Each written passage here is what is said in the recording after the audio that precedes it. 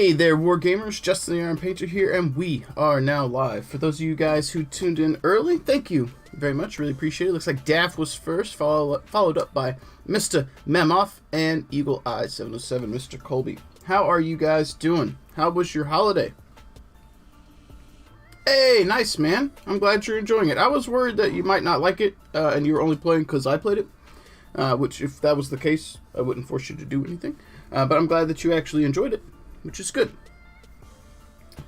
But yeah, I hope you guys had an awesome holiday, awesome Christmas. Hopefully you got some fat loots and spent some good time with family and friends and had a nice little break from work if you were able to take one. And if you did have to work, I'm sorry. Hopefully you still managed to get some happy time in some way. Working sucks. I think we can all relate to that. As I sit here and try and organize my desk a little bit. Yeah, man. And it's not super resource intensive, and it's a pretty like chill, laxed game. And if you die, you just kind of start over. You know, play another game. Not a big deal. Same way that I approach World of Warships. Yep. Also, one of my Christmas gifts. I'll show you guys. Changed it up today. Look at this. Mandalorian coffee mug. My mom got that for me. She said she couldn't resist, so she got it.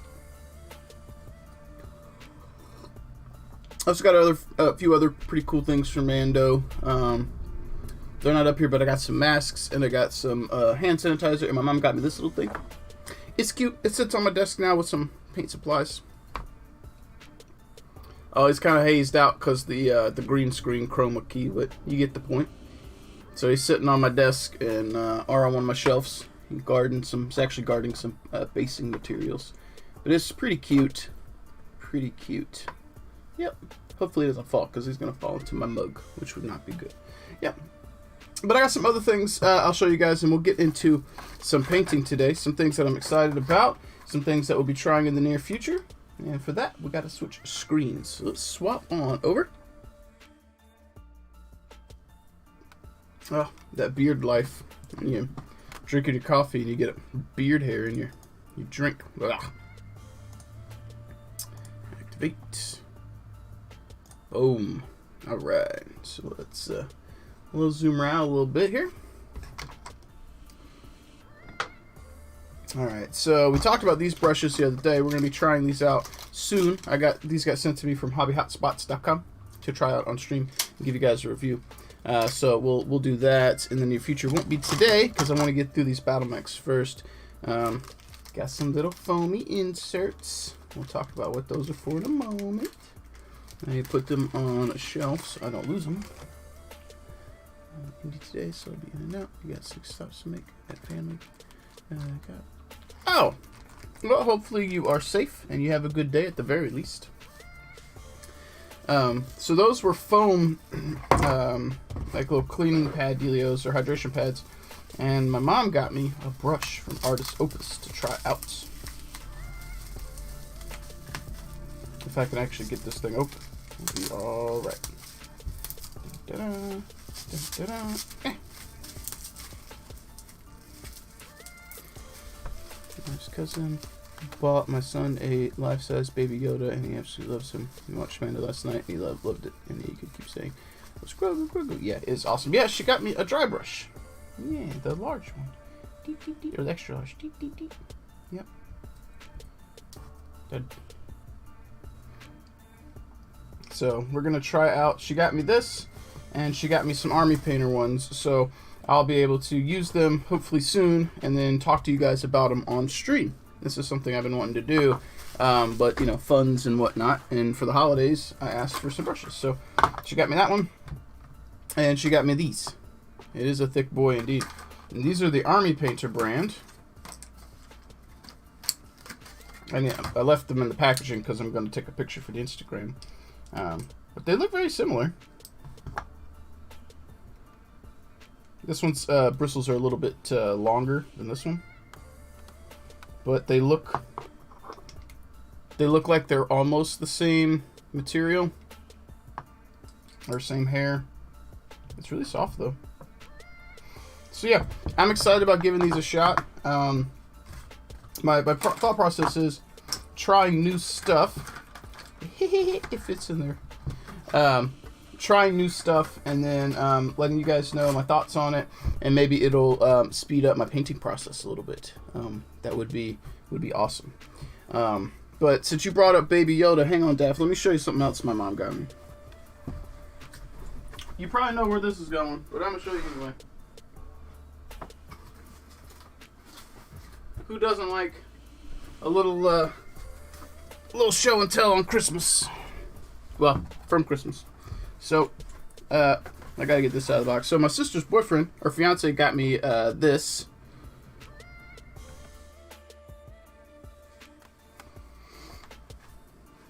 And this is pretty exciting because I like hockey. So he got me a jersey. So that's pretty neat. I'm pretty excited about that. Aho's one of my favorite players from the Hurricanes. I never thought I would be a sports guy. Don't care too much for NFL stuff. It's just, football. I like football, but I find NFL to be boring. But he got me that because he knows I like hockey. And that was pretty awesome, I think. My sister got me this. Are you ready, Daph? You ready? My sister got me this. Look at his little legs. And he plays the music.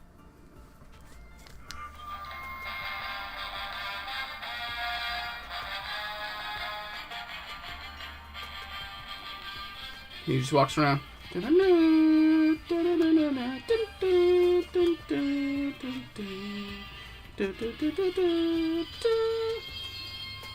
Look at that. Look at him. Look at his little feet. Little feet. Little feet. It's so funny. He's so adorable. Look at that. It's so funny. So, my sister got me that. It's pretty cute. He's got a little gun, too. He's going to blast you. Son. Alright, so, I don't know where he's going to go. But she got me that. She knows I was doing the costume, so she got me the Mando bear. You know where this is going. You know where this is going. This is what my mom got me. Look at him. He's so cute.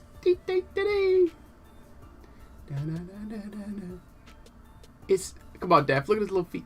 Do the little hand thing. Do the magic hand thing. It's cute. This is so silly.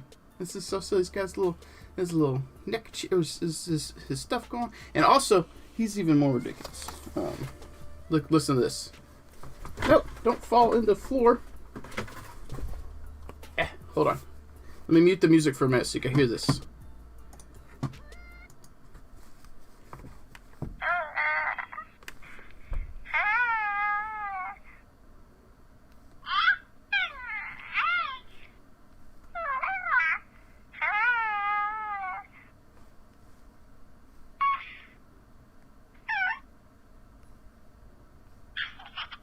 It's so cute.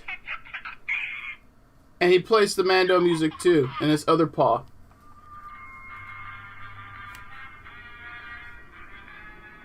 Da-da-da-da. It's so...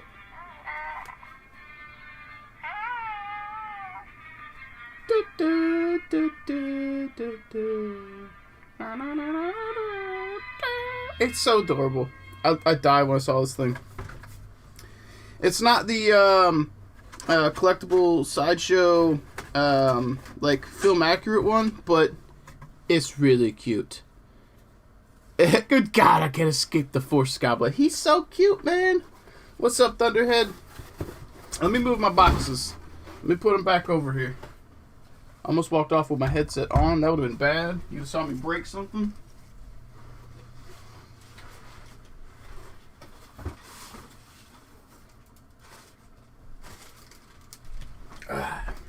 Alright. So that's pretty adorable. I was pretty excited about it. It'll be something I can use for my my costume. And if you guys aren't following Mr. Thunderhead, pop on over, hit that follow button, show some hobby love, let them know who sent you. Follows are free.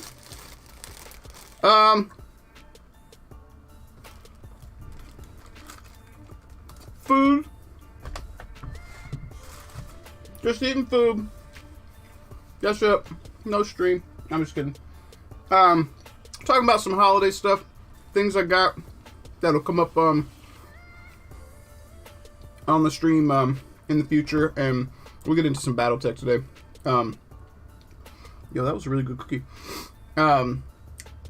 You've been watching. You know that I paint slow. So I haven't made any progress. Oops. Since Wednesday.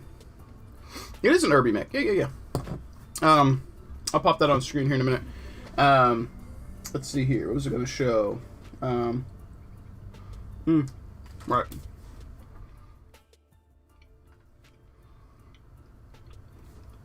So, I did get some other gifts. We'll work on in the future. I don't play Empire, but I've been wanting to paint a boba. So, my mom got me a boba for Christmas. Make it Carl Urban Mech. Oh, it's funny. And we got an upgrade box for my phase 1s, which is good because I don't have any of these yet.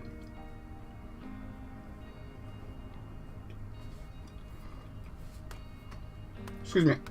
I have phase 1s. I don't have the expansion form yet. I'm way behind, and everything's hard to find, so she got me those. Amanda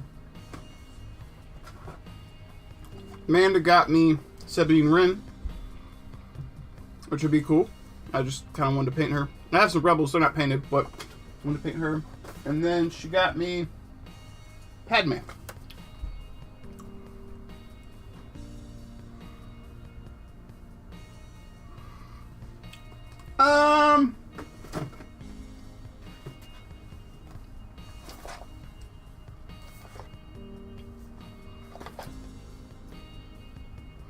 If I'm honest, Thunderhead, I'm probably indifferent, if I'm honest. I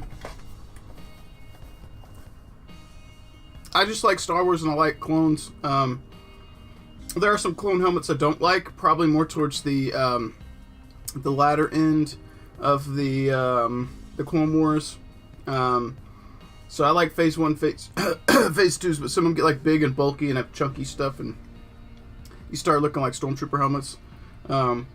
I don't care for that, personally. But I also liked Cody's helmet, where it's got the visor that drops down. That's pretty cool, but I like Star Wars.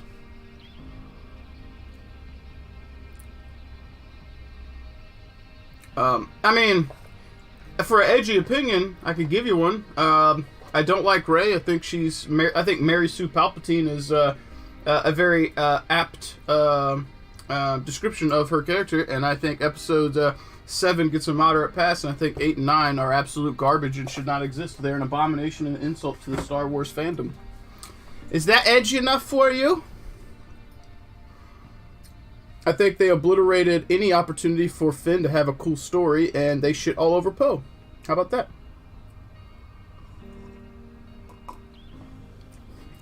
I wanted to. I wanted to like Poe, or like Rey. Well, man, Moff, if it's not edgy, at least I'm not alone in the universe, I suppose. I wanted to like Kylo. I thought they just did his character wrong.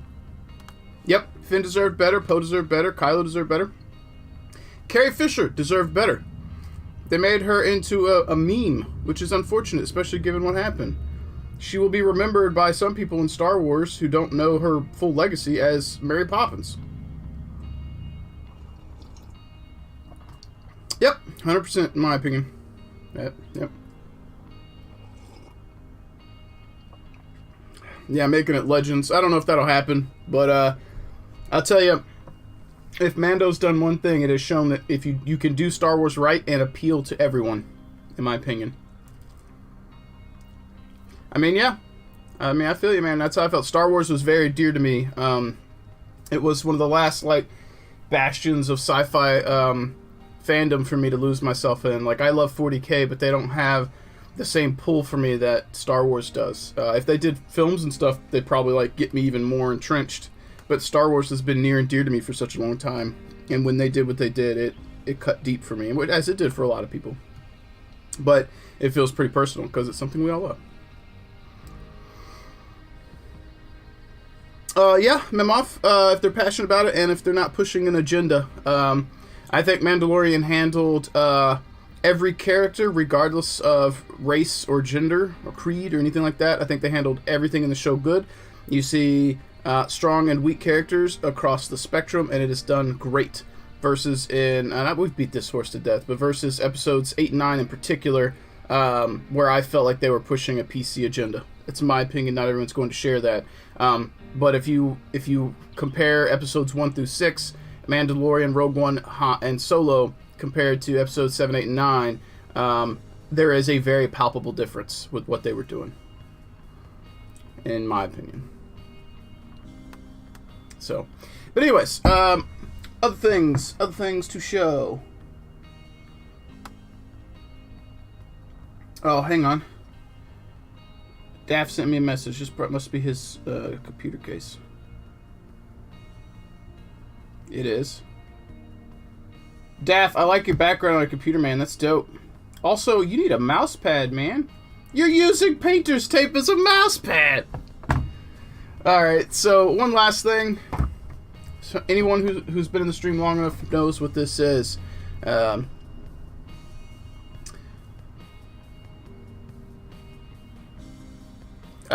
was trying. 9 was trying. But it was still bad. Anyways, for anyone who's been following me for any length of time, you know what this is. And this came in finally. This was my treat to myself from Black Friday. This is Lock and Load from Robot Rocket Minis. And I absolutely fell in love with this model the first time I saw it, and I didn't buy it, and then I missed out on every sale, and every time they restocked, I kept missing it. I did not miss it this time. It is very dope.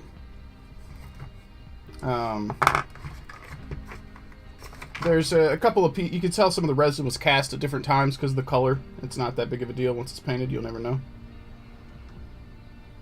And then she's got her pegs on there right now, so I can't really put it on there, but she's got her like fist with her dog tags on there she's holding.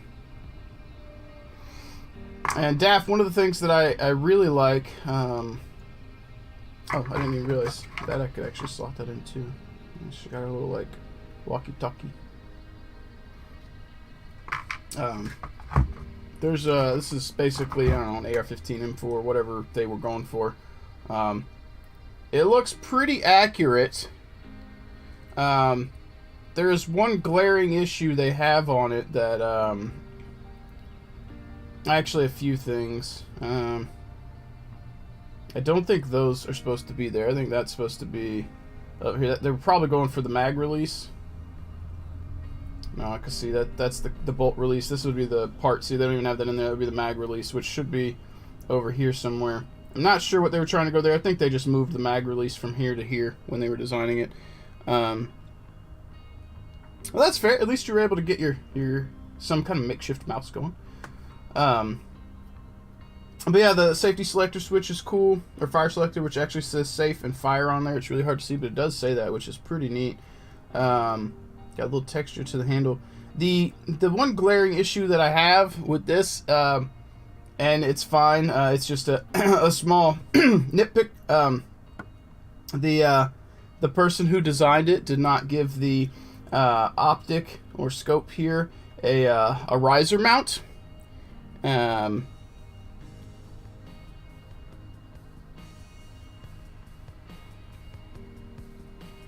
I mean, that's fair, Thunderhead. Perhaps the focus groups and the algorithms were pushing an agenda.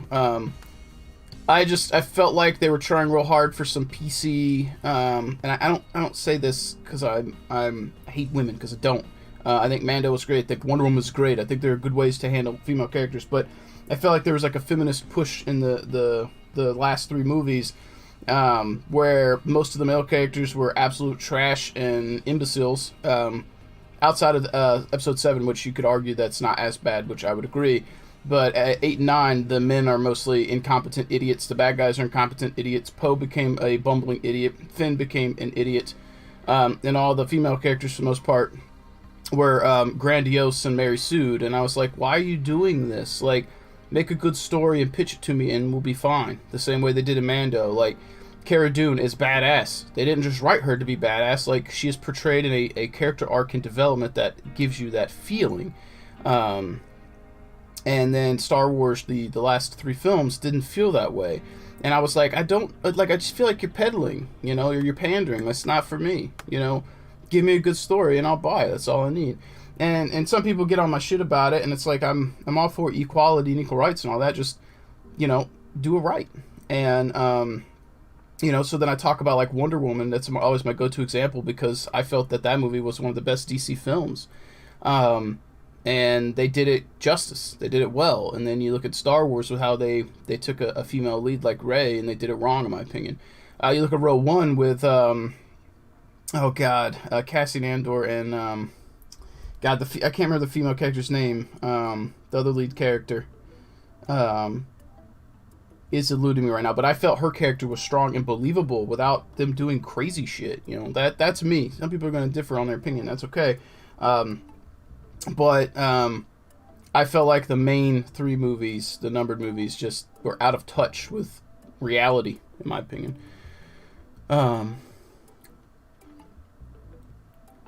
Wooden Spoon coming in with the troll. Strongest male character was Jar Jar Binks.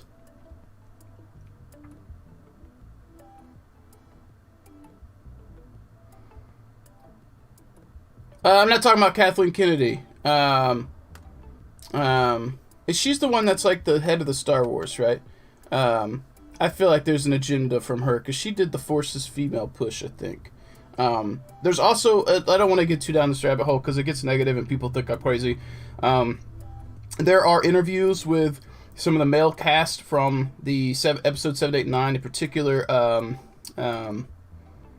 Kylo Ren. God, why am I forgetting everyone's name here? I just had his name in my head. Whatever. The guy who plays Kylo Ren, and he talked about all the scenes that he filmed, how so many of them were cut, and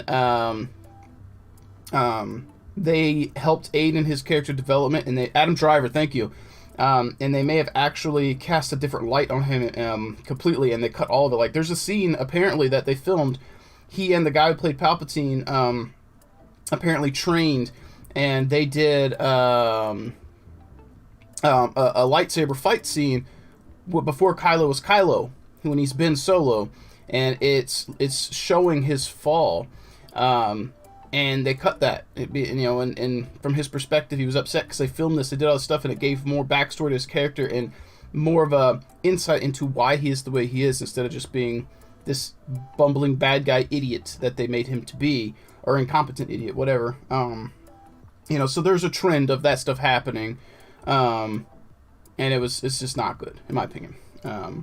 But there are better examples of movies that pay homage to female characters in a much better way, and in another aspect of trying to be more equal and open to everybody, and be more diverse. The word I'm looking for is diverse. In my opinion, the most recent Black Panther movie was absolutely amazing. They handled all that sensitive subject matter that Warmonger, I forgot the name right, the Black Panther's main villain, Michael B. Jordan, the character he plays. A lot of the issues that a character has he's going through are things that are Killmonger. There you go, yeah. A lot of the issues that he brings to the table are things that his community, his background, his heritage has dealt with. But the way they present it on screen, it wasn't just throw it in your face. It was palpable and relatable, and as someone who hasn't gone through those same things, I could try and understand in a well thought out way how to relate to that character. And he was an amazing villain, and like, he's like Magneto for me, where I'm like, yo, you kind of got a point, man. I understand. So there are ways to do stuff that touches on sensitive subjects and casts a light on them, so it can expose it to people through story in a very good, I don't want to say positive, because some of that stuff is not happy material, but in a way where it clicks and it connects, an efficiency. And I feel like the last Star Wars didn't. So that's why I feel like there was an agenda myself.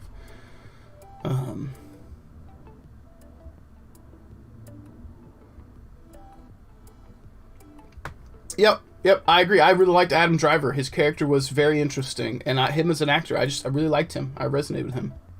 Yep. And Poe was my favorite character in the series. I loved Poe. I absolutely loved him. He was really interesting.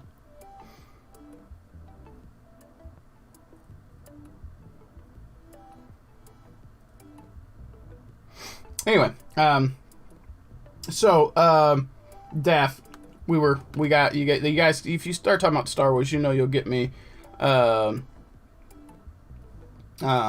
get me off topic. You guys know this will happen, especially when it's Star Wars. But they didn't give her a riser plate on her optic or scope here, and it doesn't actually come up above her laser dealio.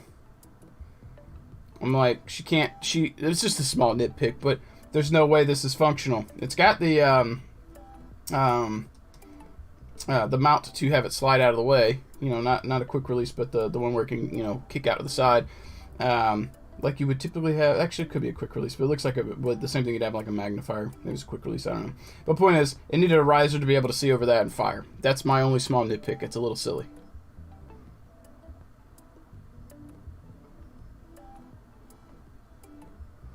MSP, Mary Sue Palpatine.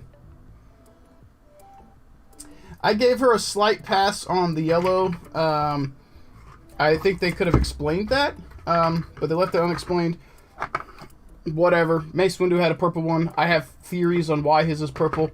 I'm okay with it. Like that was a small thing. I was reasonably fine with that. It's everything else in the films.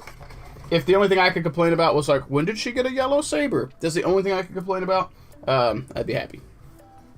So, anyways, I showed off some things. We talked about Star Wars. I'm committing streamer suicide here by talking about touchy subjects, but you guys know me. That's what happens. Alright, so Dragon was asking about, or had mentioned if that was an Irby mech I was holding. It is.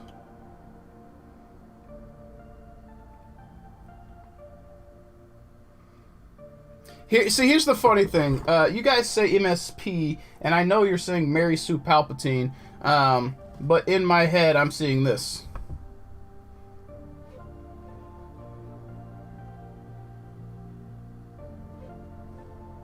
Just funny.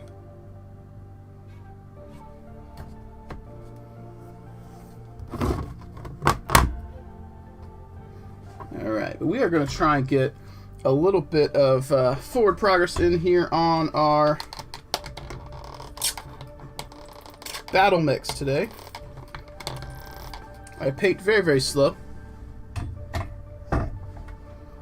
Nah, I'm talking about Reaper Master Series, brah. The yellow lightsaber triad ruined it for me. Nah. That is pretty funny, though. I like that you use triad, because you're familiar with the stuff they sell. Hilarious! Alright, let's get some of this rehydrated here. Boop.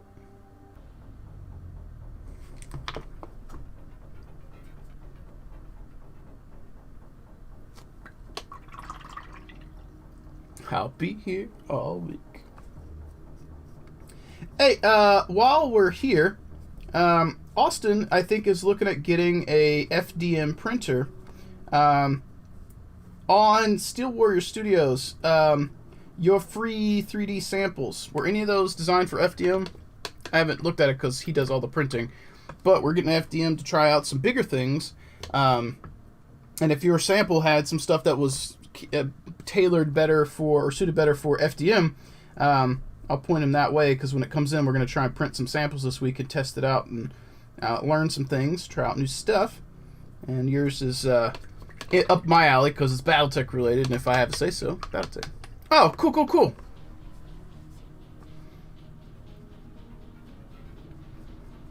Because all I've printed from you is your battle mechs. I printed your Warhammer, your Griffin, and your Shadowhawk. Yo, Java. What up, boo? How you doing, Java?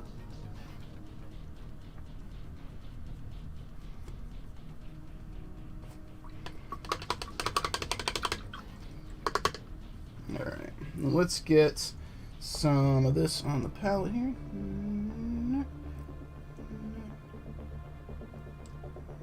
Okay. Well, I'm glad you spelled Coke the right way.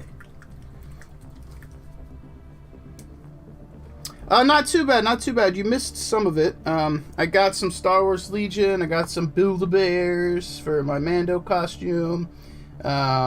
I got this pretty sweet gift card from this guy from the internet so I could get me some Warhammer. I was actually going to use it over the weekend, or over the holiday. I guess it was the weekend, wasn't it? I was going to do that. Man, I got so much paint built up in that brush. Come on now. But they, Colombian, that booger sugar. Yeah.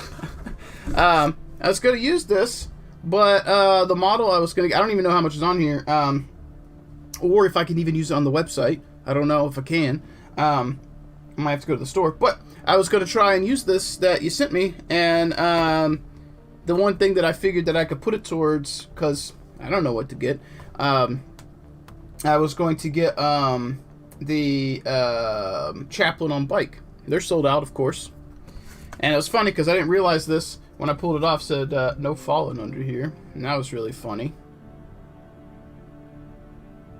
You've never heard Booger Sugar? Nice. Oh, okay. Got it. All right. Well, when the Chaplain comes back in, I'll probably put it towards that.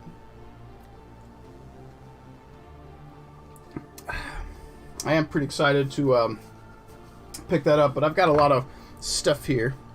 It just smells so good to work on. I want to get through this. I have some busts I want to work on, Star Wars Legion. I got these I got to try out, Java. You missed it. I was talking about these. My mom got me some dry brushes for Christmas. So I'm going to try these out. Let you guys know what I think. If I'm honest, I'm hoping that they'll speed up some of my mech painting processes. That would be ideal. Actually, you know what? While we're at it, let's go ahead and just prep an area here for that glaze stuff that I do. Nox Geek, I'm not offended either way. If somebody of, I'll say of faith, I was going to say different faith, but I'm not a particularly religious person.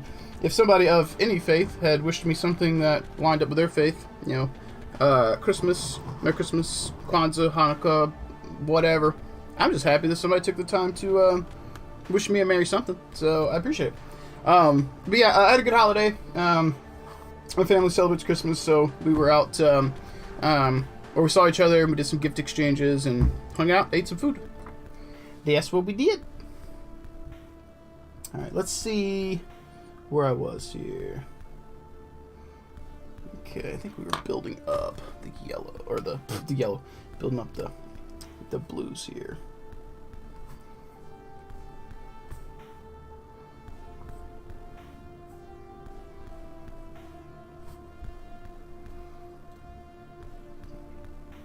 It always takes me a few minutes to get back into the groove of things after I've not worked on a model for a week.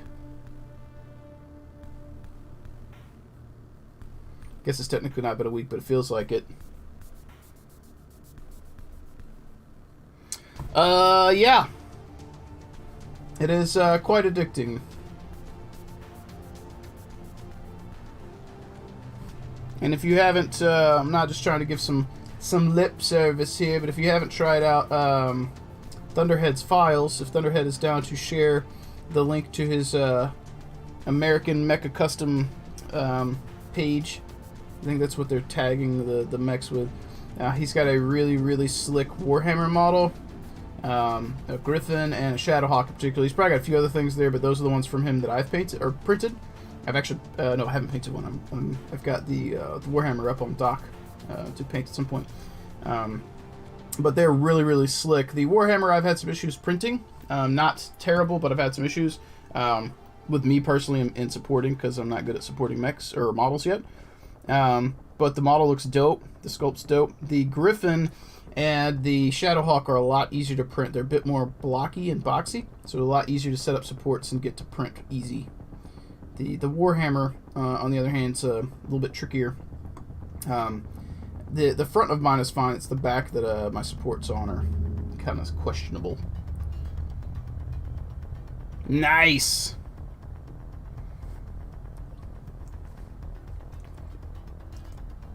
Very cool, Java.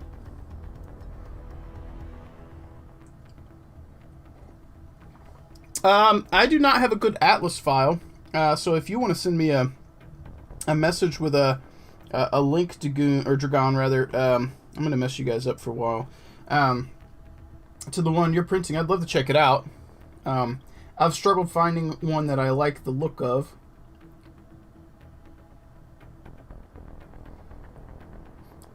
And it sounds like some of the files that are going through Thunderhead's group are pretty dope ones. Clan Wolf is pretty excited about some of the stuff he sees. He keeps me in the loop sometimes.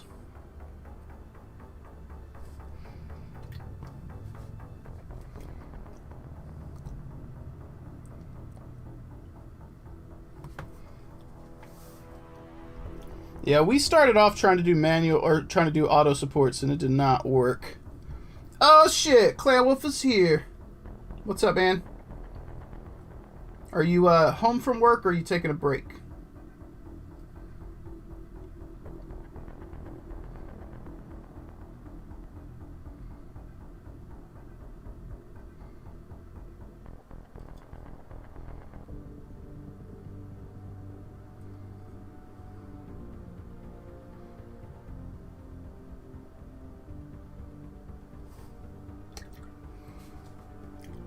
Fun, fun.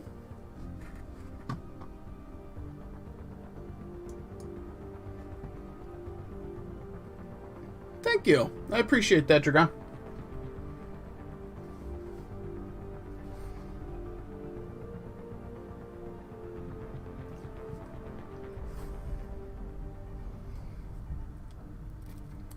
Does this individual have an Instagram? While I'm happy to snarf a 3D file and print it out and have fun, if this particular individual has an Instagram and is interested in having followers, I'll be happy to hit the follow button. Keep up with what they're doing.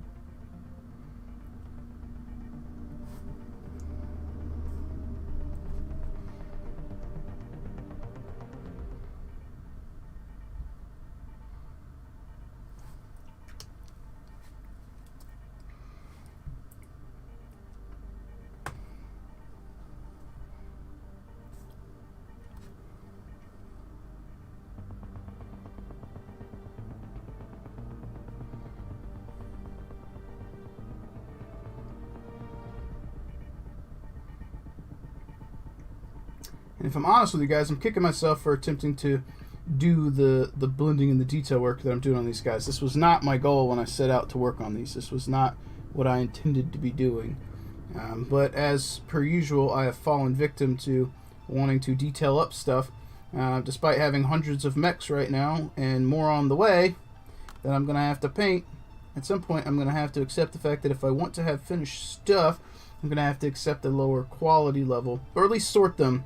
Which I've thought about doing, sort by mechs that I want to spend the extra time on, other mechs where I'm just like, it'd be good to have this guy painted, but I'm not worried about hand detailing him up to the same degree. Actually, have that breakdown would be good. Would be good.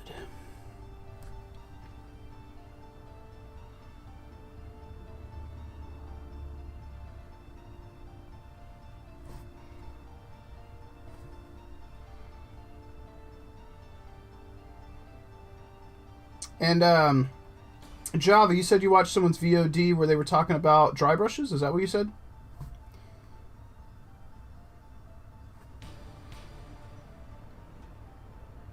I'm really excited to try these out, in particular because I've got the Army Painter set and I've got the one of the Artist Opus ones, so I'll be able to have some kind of like comparison. Who were you, or whose VOD were you watching? And I want to be able to like give you guys good advice as always, but also being able to compare and contrast kind of pricing, because there's a very big price difference between Artist Opus dry brushes and Army Painter.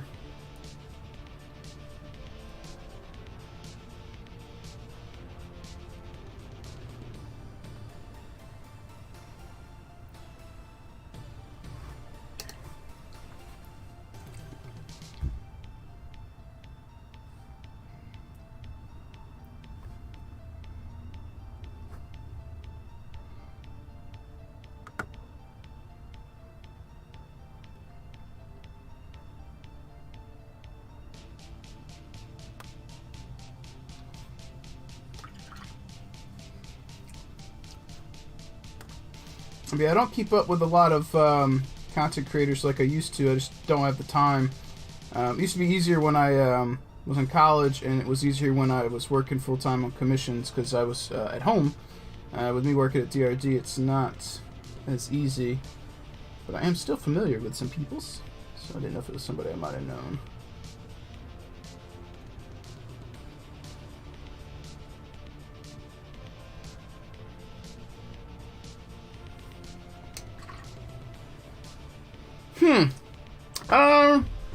Let me do a quick search, see if I've seen this person.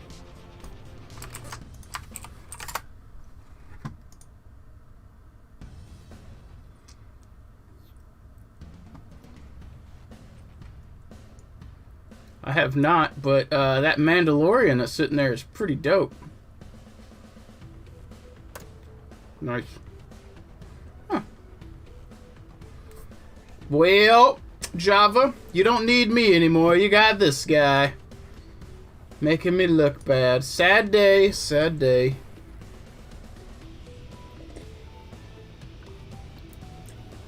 Oh, that's unfortunate. I've got the original ones from Kickstarter. This is I think this is the 000 from Artist Opus. I used it so much that the the text came off. But everyone's got a preference. You know, it is what it is. Java, thank you for keeping a view here. I appreciate it.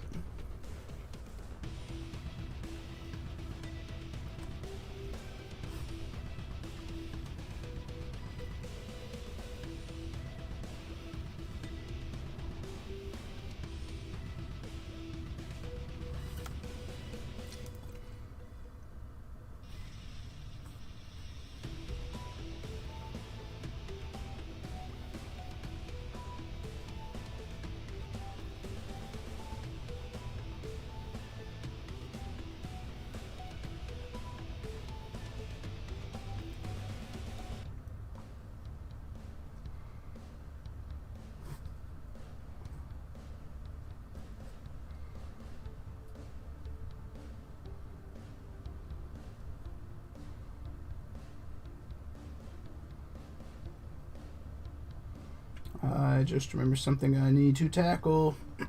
Got so excited to get on here and get painting and talk to you guys because we hadn't spoken in a few days that I forgot to fire off an email for DRD that I need to do. So as soon as I get this part tackled, I'm going to have to take a quick second and send that. It won't take but a moment here. I apologize. I mean, that happens. I like their stuff well enough, but I also like my Monument Hobby stuff. I've got my artist, and I've got my Raphael 8404 here. I've got my old Winsor Newton Series 7s. I do have some Broken Toad to try here, just haven't whipped them out. And then I've heard two different reviews, conflicting reviews about these hobby spots. But they sent me a set for free to try out on stream, so I'll try them out and I'll give you guys my opinion. But give me just a moment. I need to crank this out real fast. We'll just take 1 second.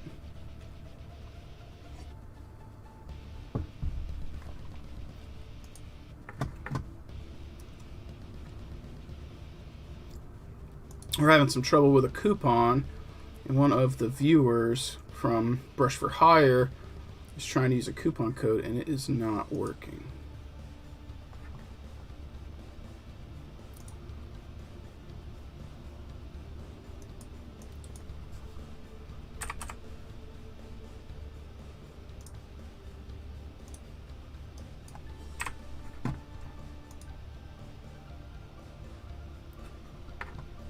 Alright, let's see here.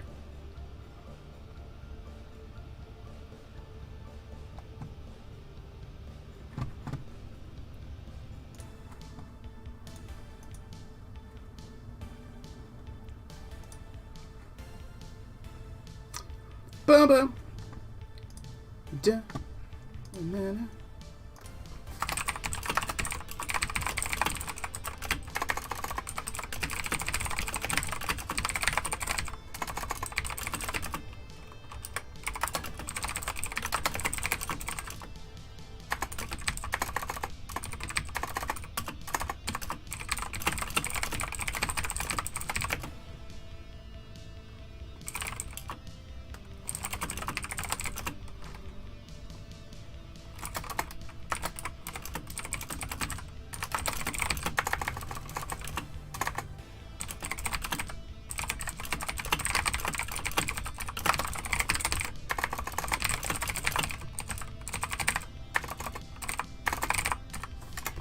Okay, there we go. Lando, what's up, man? What's up? So, for anyone who is not aware, Clan Wolf made a post in the Facebook group yesterday. He has an interesting idea that he wants to try on the stream, or is recommended I try. He's interested in having us... Indeed. He's interested in having us try a grinder-style game. Not to be confused with some form of an app, guys. A grinder-style match on live stream, where people have a buy-in to get in, and then they get to play as a mech, and when they go down, they come back as another mech, but their pilot stats decay while the mech's efficacy goes up. So like you might start in a light with a really high pilot skill, and then you might end in an assault, but you have really low pilot skill, or I won't say low because it's technically a higher number, but you know what I mean, a less efficient pilot skill or gunnery skill, and doing something fun like that. So if that's something that sounds appealing to you guys, you're interested in participating in live stream battle stuff, I highly encourage you to pop into our Discord and or Facebook and share some thoughts with us. Doing live stream games is something I'm really interested in doing more of. I get a raise January 1, and the ability for me to potentially move out is there this year. It could happen, which means if I can afford a 2-bedroom of some sort, that is the goal, and I want to be able to do more live stream games from home and live stream games from DRD. So knowing what you guys are interested in and getting a feel for that is really, really helpful for me. Especially going into next year, if that is a goal, I have to set up stream goals to facilitate it, because to do the live streaming from home, there are a few things that we will need to for the quality of life of that later on. So trying to get set up to have access to those will kind of dictate where our donation goals and stuff go going into next year. So getting feedback from you guys is super helpful, and we'd love to hear your thoughts on what you might be interested in doing. So if you got any ideas, let us know. Engage with us. Engage with me. And if you do decide that's something you want to do and you want to participate in, let me know if you're interested in painting up some mechs. We talked about maybe getting some, or 3D printing some to help out, and then have you guys ship them back so they could represent you on the in the game, if that's something you're interested in doing. It's kind of playing that one by ear, but or you could buy some stuff that you want to use or might be interested in using. We'll have to kind of figure out what to be balanced, but trying to keep it fun and fair and have a good time and get it. What do you mean not app style? What do you mean?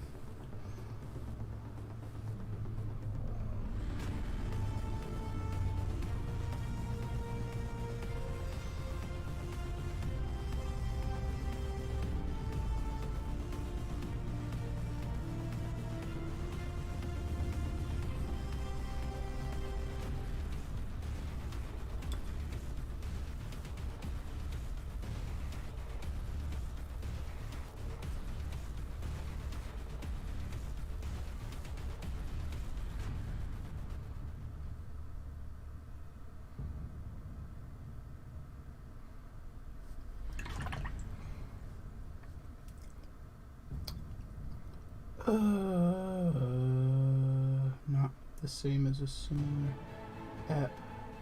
Was I saying the wrong words? Was I not saying what I thought I was saying? Can you tell me? Can you recite to me the exact sentence I said? I'm trying to remember where I said as app, or if I just slurred my language.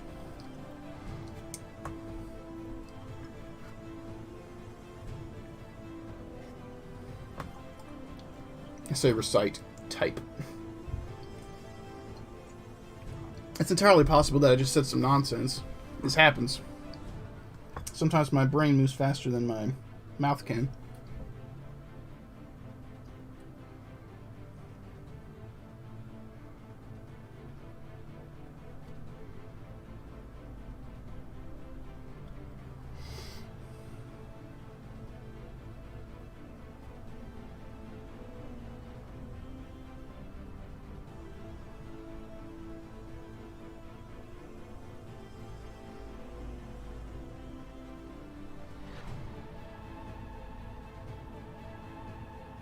Oh!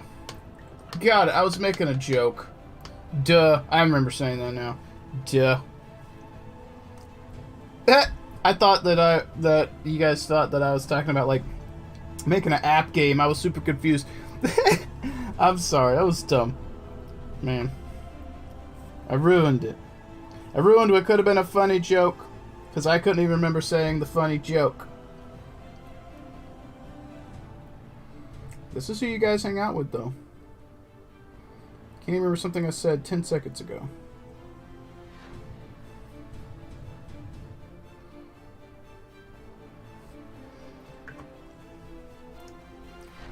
Thank you for typing that, though. That was going to bug me.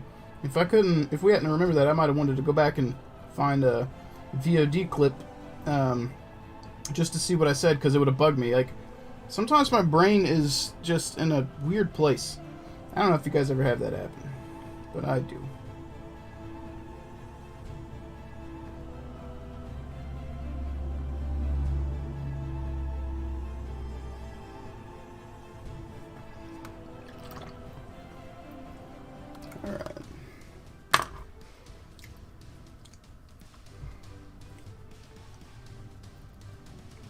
Yep. I just got to get my schedule such that I can be doing some stuff.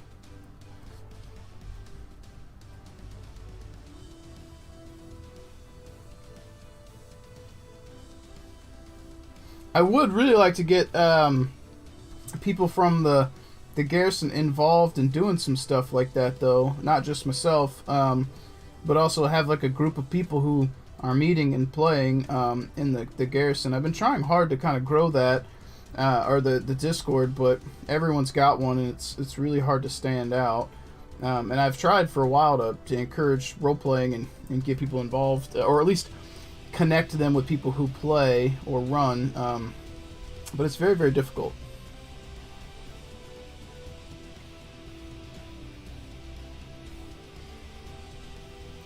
Not the easiest thing. Well, I hope so. I mean, we've been on Twitch for over 3 years now.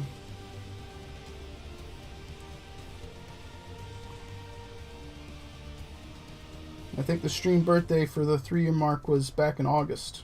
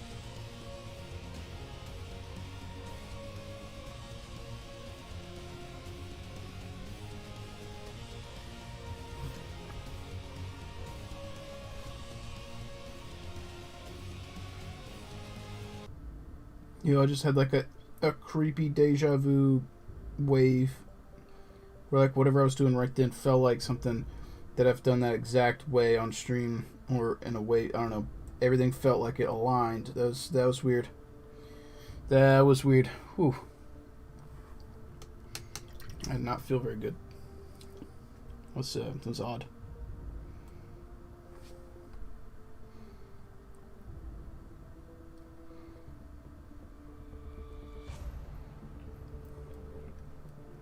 It's a glitch in the matrix right there.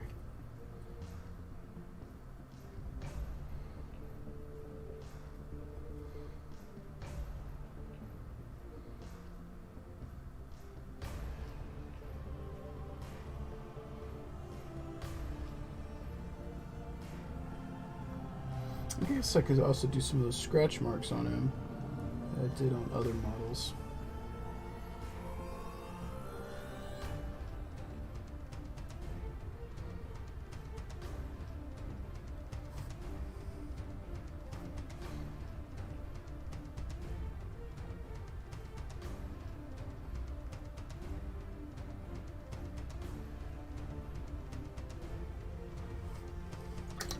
Yeah, it looks nice.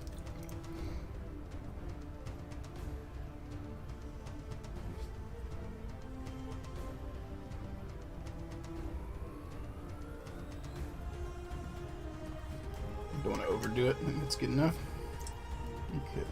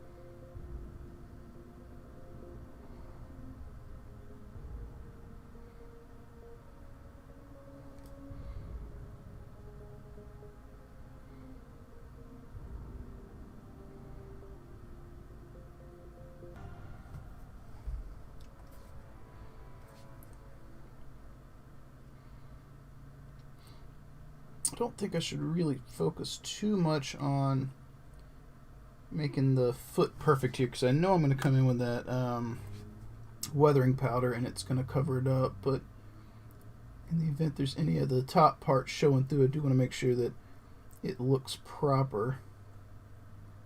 At least as proper as I'm going to be able to get it to look.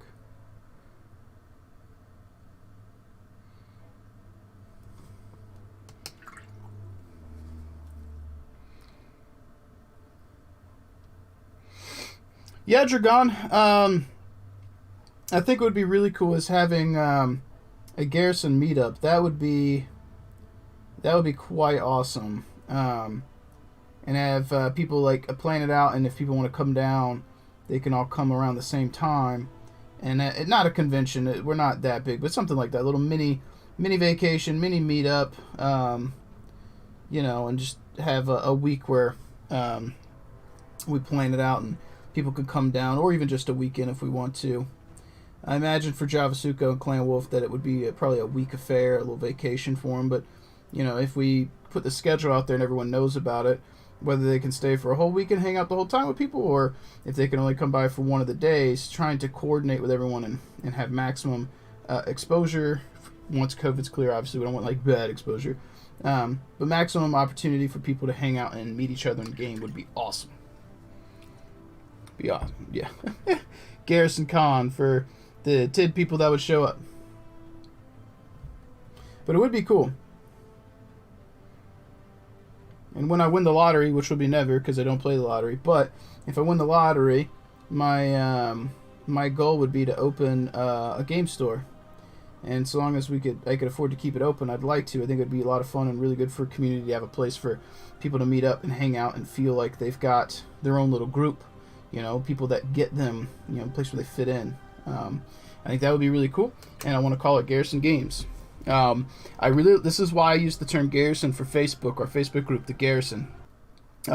It's not just a play on words because of the armed painter, but like Garrison, meaning like a place where people come together and group, they hunker down, and we're all part of a team or a unit or something like that. So I feel like the term like the gaming Garrison, the gamers Garrison, Garrison Games, something like that, where people can know like that's my place. I'm going to the Garrison today, and like that's where they meet up with people of like-minded interests. Everyone still obviously is different, but like a place for you, like, you know, this is my place, this is my club, this is my store where I hang out with people who have similar interests as me. And it's not just a place where you buy stuff, it's like the place you go. Like that's what I want. I think that would be really cool. It's just really hard to make money doing it. But that was my goal. That's why I went to business school. I wanted to open up a hobby store. But good luck. Good luck with that. It's a very hard endeavor, especially now with COVID. Like, I feel for all the small businesses out there. Like, I think Miniature Market's probably doing fine because their customers they serve are typically have been a huge number of them online anyway. But like local hobby stores that don't have the same online presence as like Miniature Market or Noble Knight or something to that nature, Dice Head, they've probably felt it a lot worse than those businesses. So like there's a lot of stores that aren't likely to bounce back from this, and that's very unfortunate. It's pretty sad, honestly, especially given it's something that's beyond their control, really.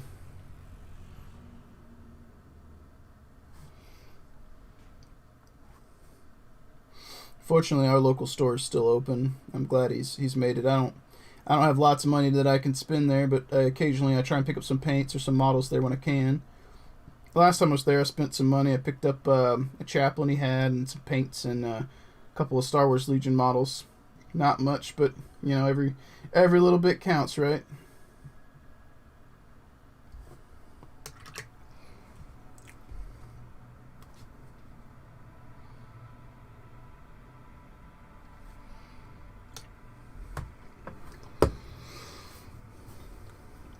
Dragon, I feel that, man. Anything out? He says anything outside of town is a vacation. Yep.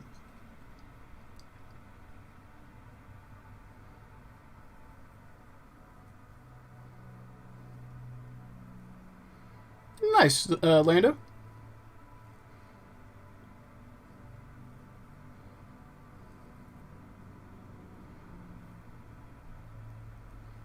Streamy Boat 984. Thank you. I'm glad that you've compared me to cotton candy.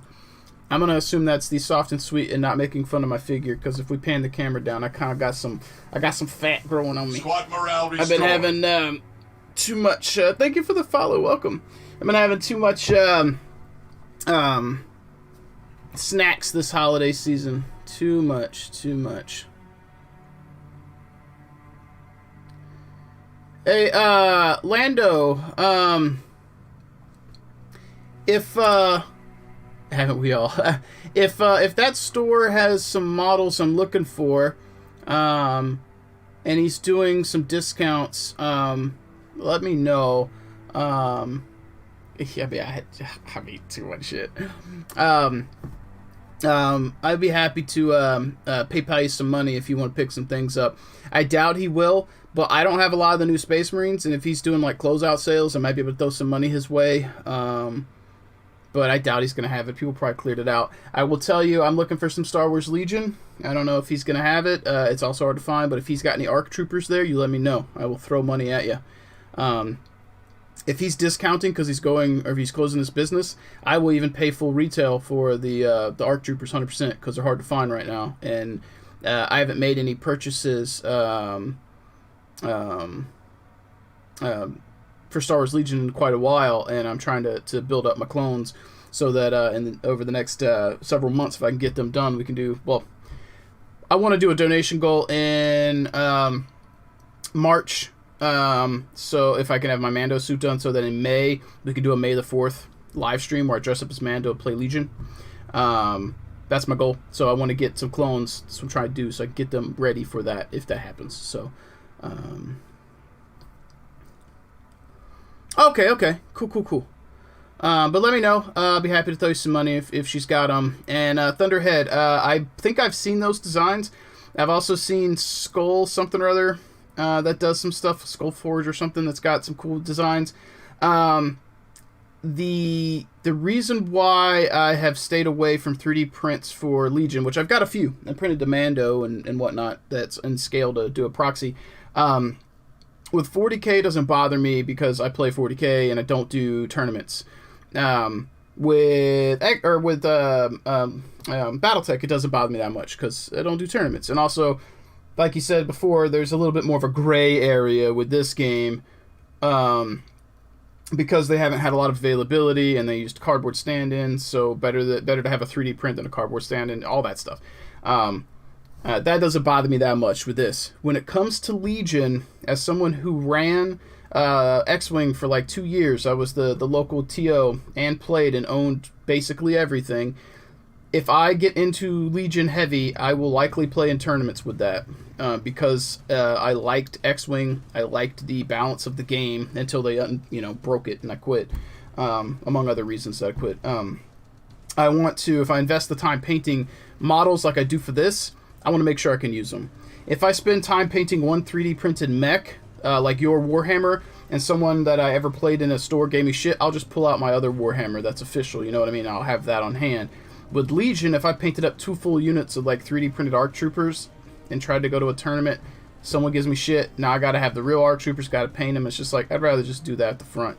Now, what I would do for Legion is print out characters, because that's a one-off model. So, like, if I printed off a Boba from Skullforge, which I just want the Boba file, I asked him if he would sell that one. He hasn't responded, because he doesn't have that as a single. I've got his Mando. I would totally paint up some characters, because that's a one-off, and if someone gives me shit, I'll just pull the real one out. It's not a whole unit, you know what I mean? Yeah, I mean, I don't think you're trying to print stuff to save money. I think you just print stuff because it looks cool. In this case, I definitely can't fault people for printing ARC Troopers because they can't get them. It's not just like, oh, I don't have the money. It's more like they're not anywhere. For me, it's if I print a mech, I paint one mech and it's done. You know what I mean? Like for Legion, I would probably paint 2 units of ARC Troopers, and I don't want to turn around and then want to buy and paint official ones on top just in case someone gives me shit. Like, and you this has taken me like 3 stream sessions to get the leg to where he is right now. Imagine me doing, 20 ARC Troopers. It's like, I don't want to do it. Yep, 100% with the ARC Troopers right now. It's really bad.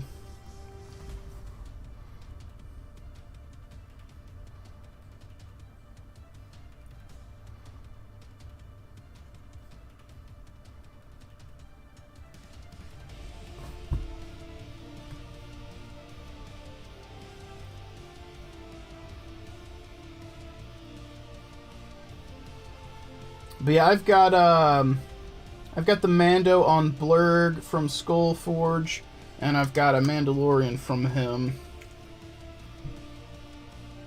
Yeah. Which sucks for Fantasy Flight, because if they were able to get their supply fixed, which I mean COVID is a thing too, but it's not like you in this case, it sounds like it's not like you wouldn't have spent money, you just couldn't because there's no models to buy, and if there's no models to buy, you're going to print something. Which I can't argue with that, if I'm honest. Can't argue with that.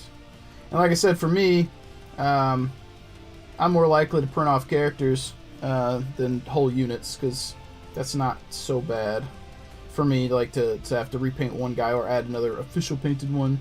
It's not the end of the world. But a whole unit would take me forever. I paint so damn slow. You guys know this. You sit here and you hang out and you watch me.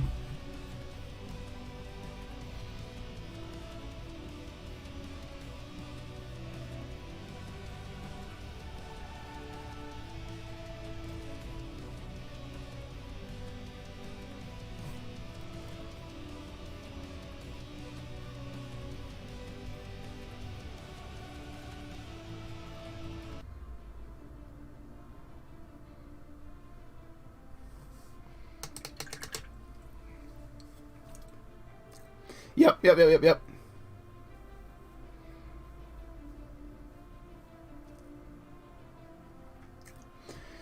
Yeah, as Atomic Mass, were they the ones doing Marvel Crisis?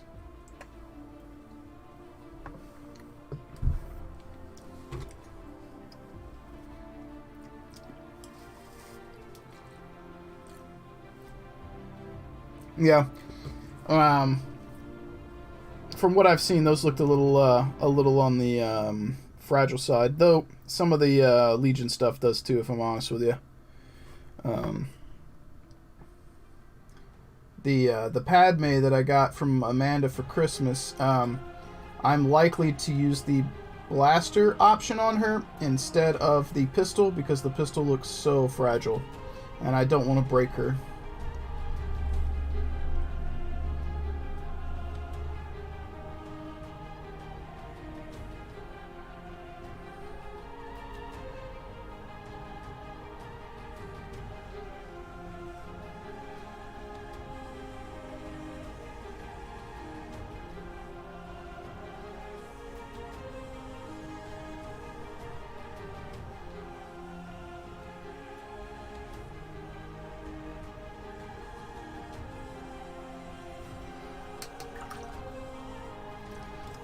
feel like I want that recess down here to be a little darker.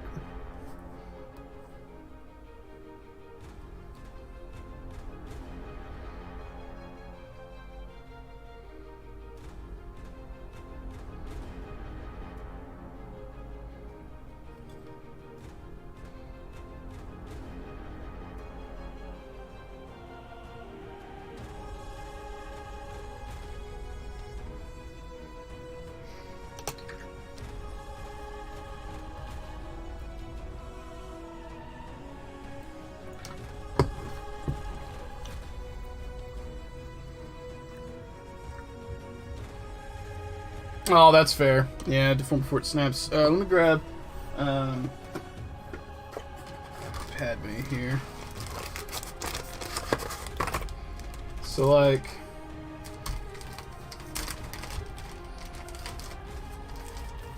this looks particularly fiddly, and I don't even want to. I'm not even gonna test that because this feels brittle.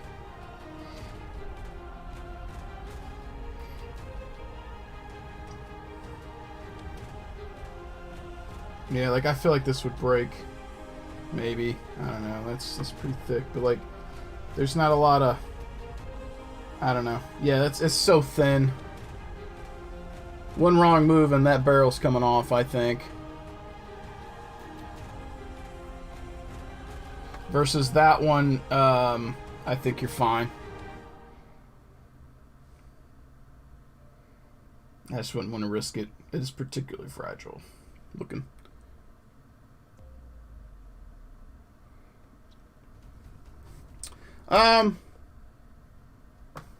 Oh, I gotcha. Yeah. I thought you were saying it wouldn't work. Yeah, you're talking about modifying, because in the movie, by the time she has that blaster, her clothes were torn. Yeah. I like this one. I don't mind the pistol. Like, that looks fine to me right here. That looks pretty cool. This one, I think, is less likely to get broken. I like having the sash. It's pretty cool. Though on Geonosis, I'm sure she was not particularly comfortable. Yep. And I believe that cat is called a Nexu. One little bit of Star Wars trivia that I remember. Nexu.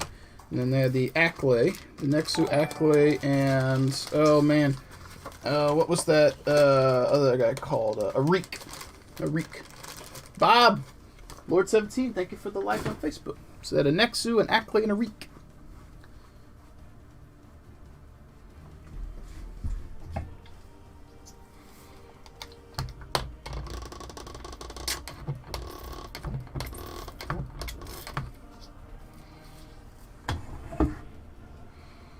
Nice!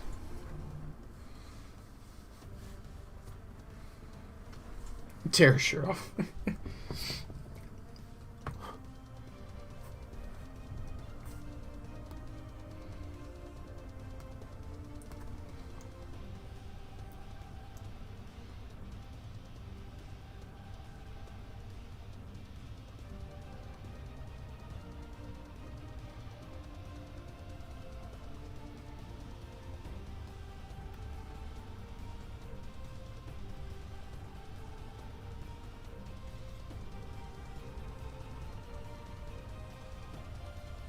Jyn Ursa. That was the character name I couldn't remember earlier. Jeez.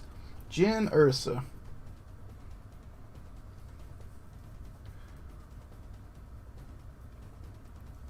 Yeah, he might have got his box in.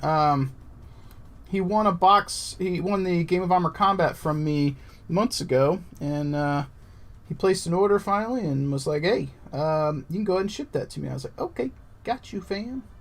So shipped him out a box. I think he also had some old stuff at home, I think he said. So yeah, I was pretty excited about that. He said he had been watching me paint some, and he's gotten pretty hyped about trying to paint some Battletech, and that's pretty exciting. I think I haven't seen what he's been working on because I can't catch streams very often these days, but if it's anywhere along the same quality he's putting into his Infinity, I am sure the pose or the paint schemes are looking pretty dope. That guy is incredible. He's, in my opinion, underrated. He does not get enough attention as he should, in my opinion. A quite great artist.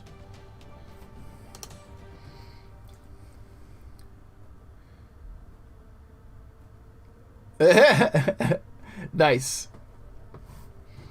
I get to have a lance named after me. It's called a lance. Hello.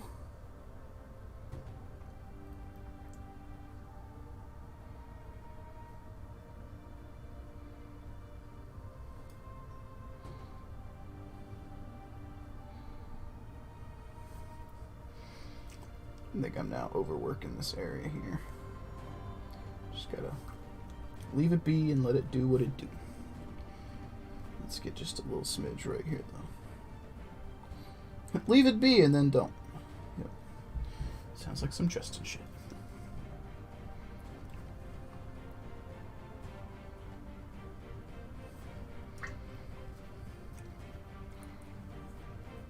Yeah, that makes sense to me.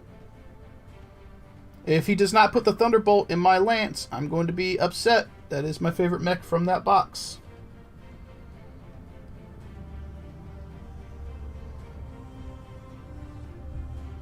Hands down.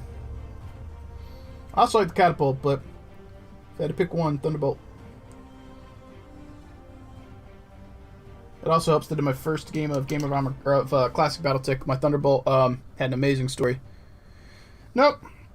Not a big, and that's an awesome in there. But I'm not a big Assault fan. Yeah, look at you. Look at you. He knows what's up. So quick story time, as you guys knew. Yeah, I like the Awesome, the Pose better than the Battlemaster.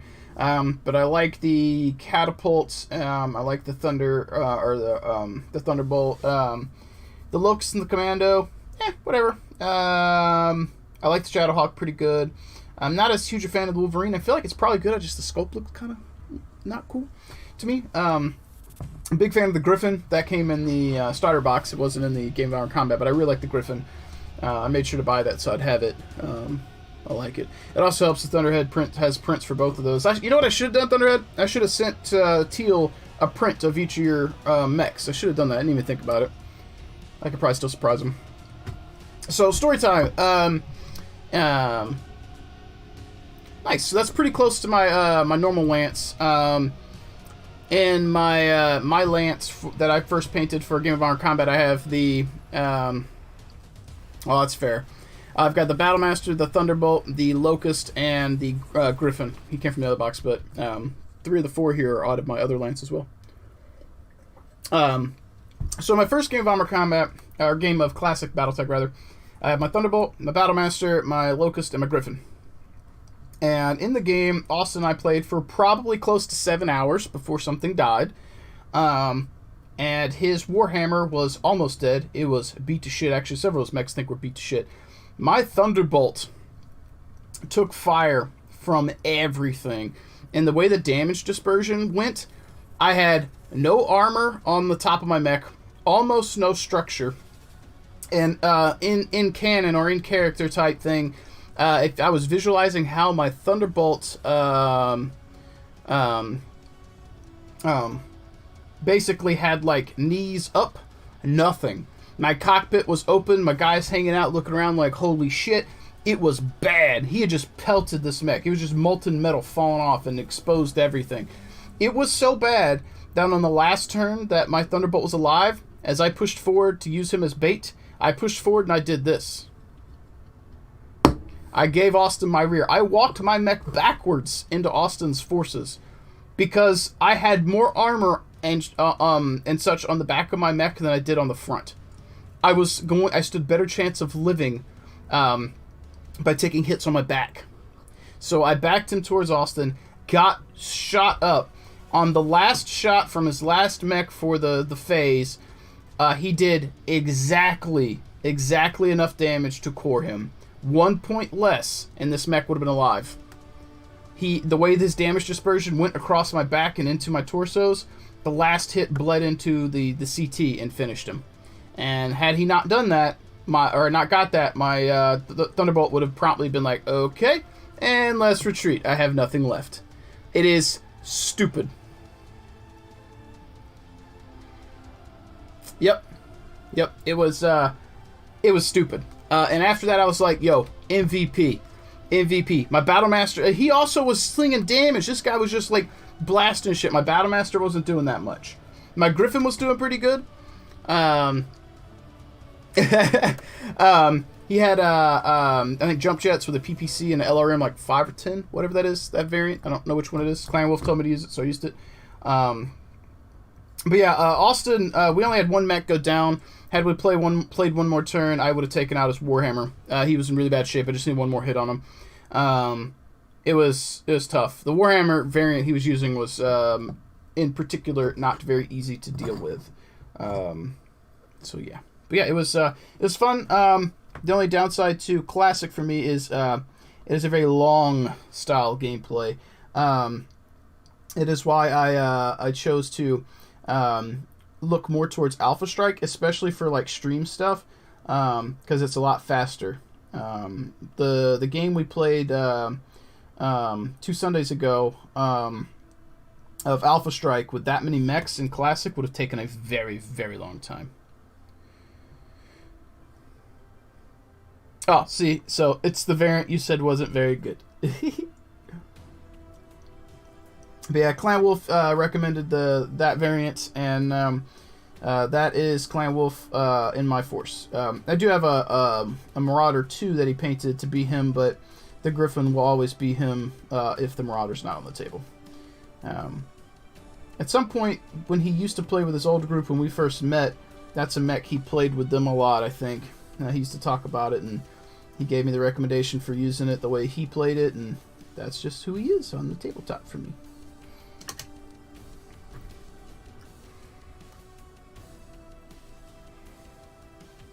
That's fair.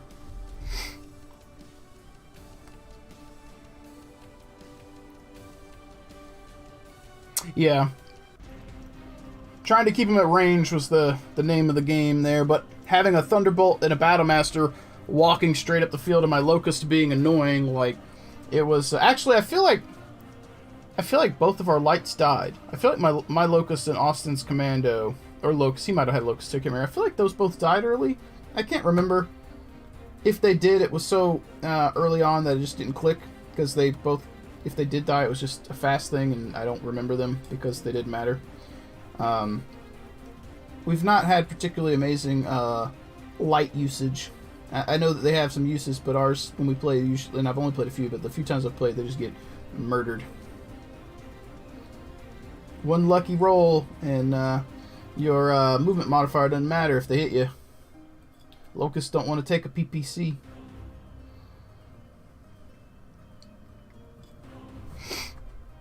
But yeah,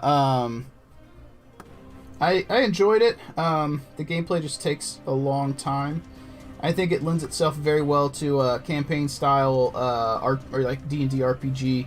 I think is where classic Battletech really shines, in my opinion. That's what I enjoyed about it. I'm sure, you know, if you know the rules better, the games go a little faster. I'm sure that is the case. But I play so infrequently that Alpha Strike's a little bit more my style right now.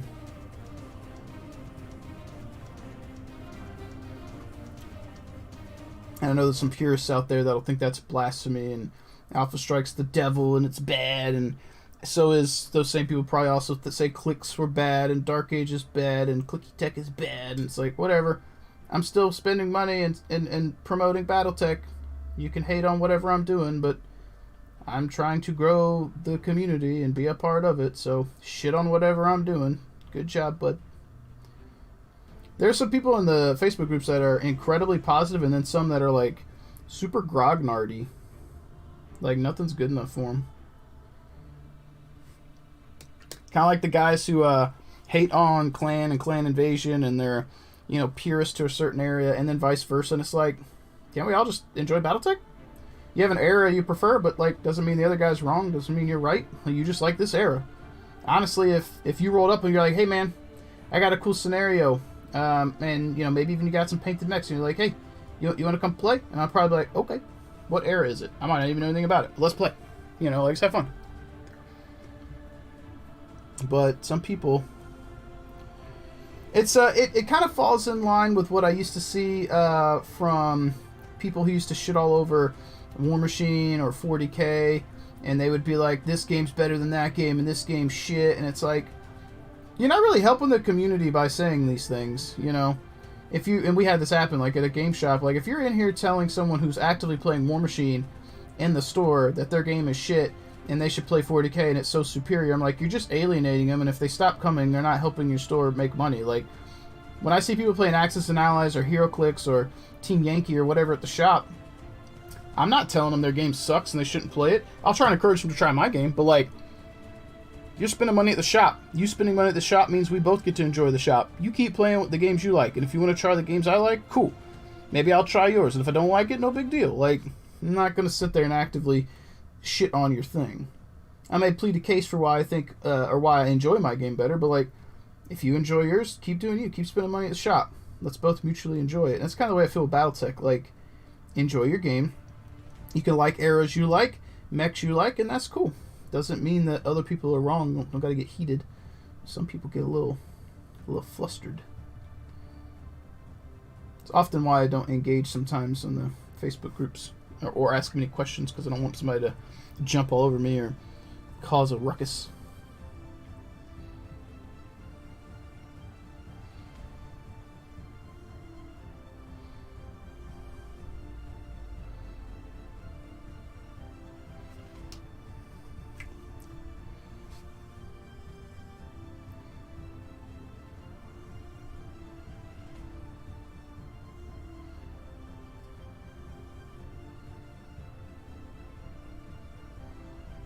If I'm honest, I just like Battletech. It's a cool thing. If clicks still existed, I'd probably do that now and this. They kind of fill different niches for me. Just like old Star Wars minis fills a different niche for me than Legion does. You know, a pre-painted game is easy to approach, and it's a nice change of pace for me. What up, Clan Wolf? Welcome back. Welcome back, man. How are you doing today? Glad to see you off work. Your super secret package went out this morning with Austin's mail.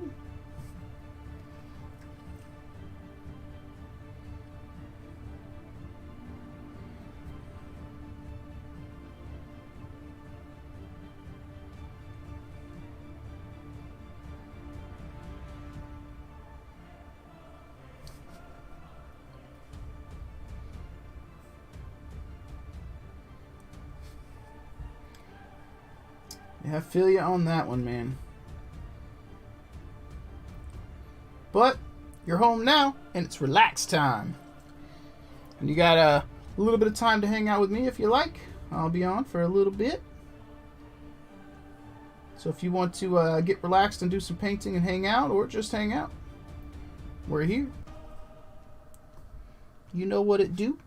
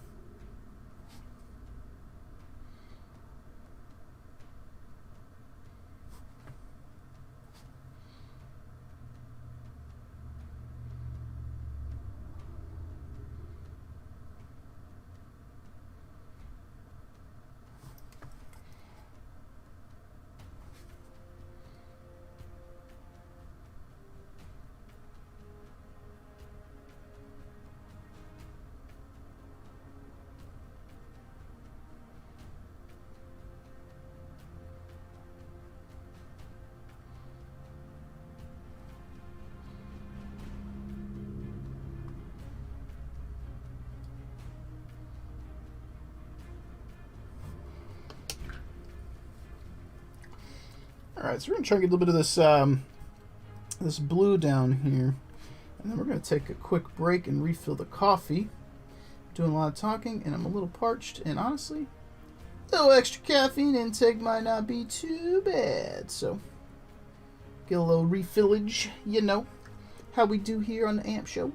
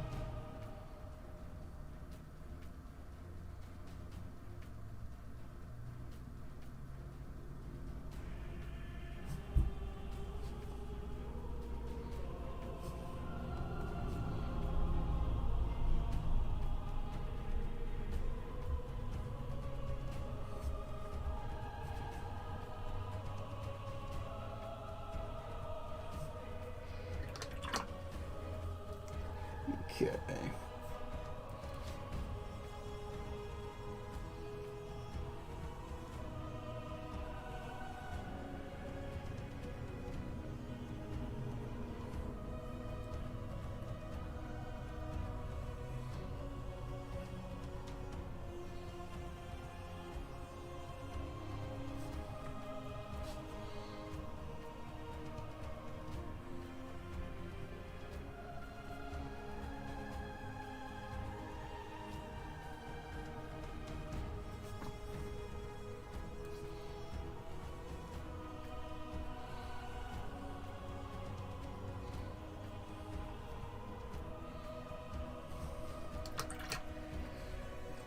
Okay, let's get one streak here across the top on these, and then we'll refill that coffee mug.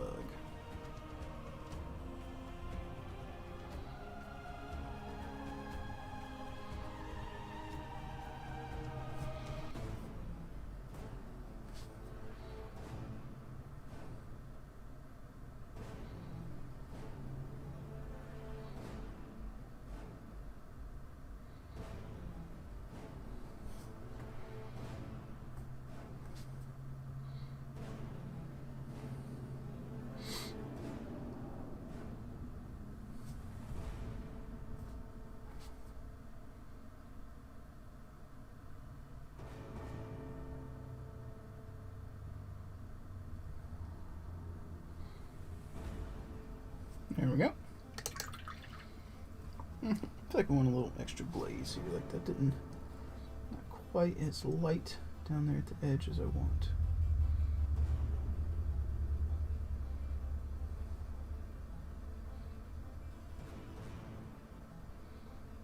That's a little better.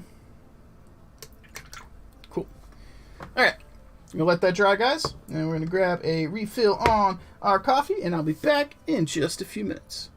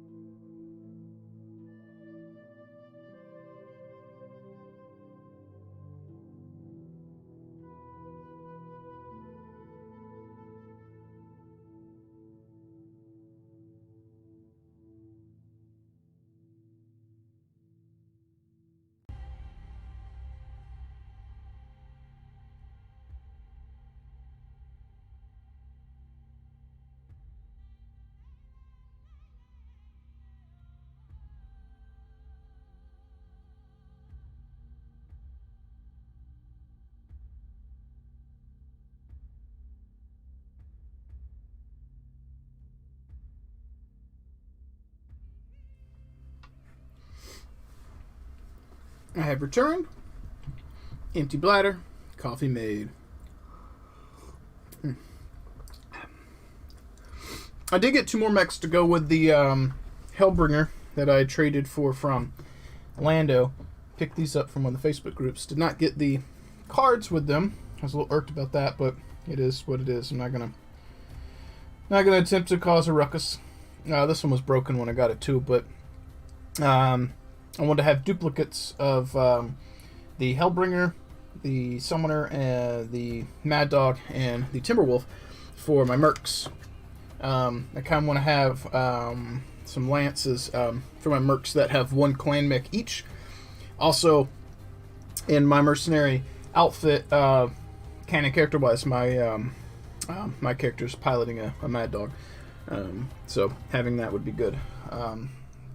That said, my canon character stuff is from the Dark Age era anyway, so, you know, that stuff's a bit more available outside of clans to some degree.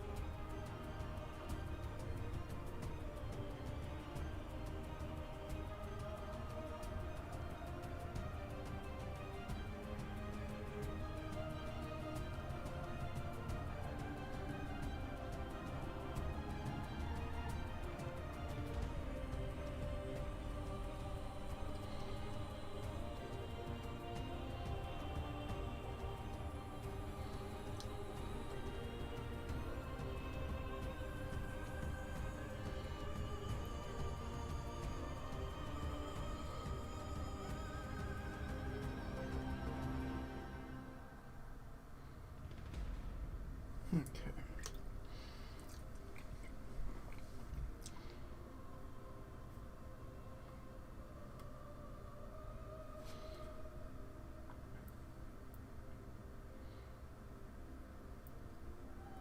But yeah, it's been a little easier attempting to source some of the mechs I was after than I thought it would be. The price tag on those mechs was actually not too bad, considering they only came in the Kickstarter boxes currently that you can't get anywhere else right now. So I paid, I think, $8 a piece, which is not bad at all considering what eBay prices were. So the deal on the Facebook was not a bad one.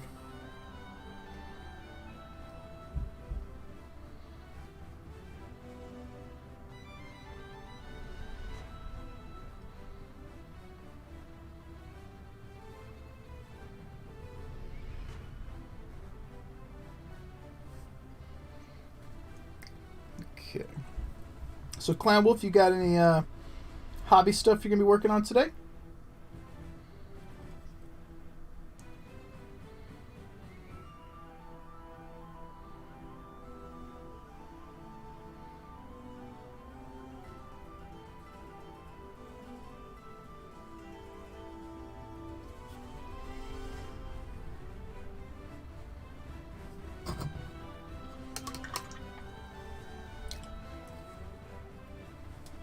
No, understandable. Understandable.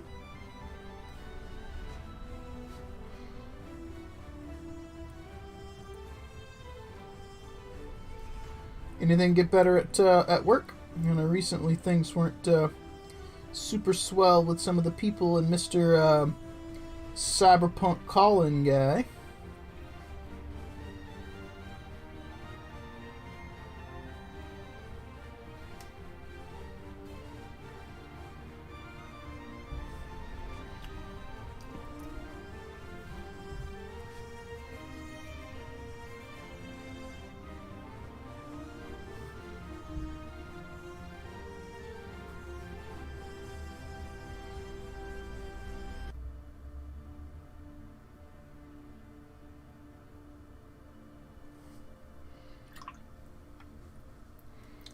Well, that's fair.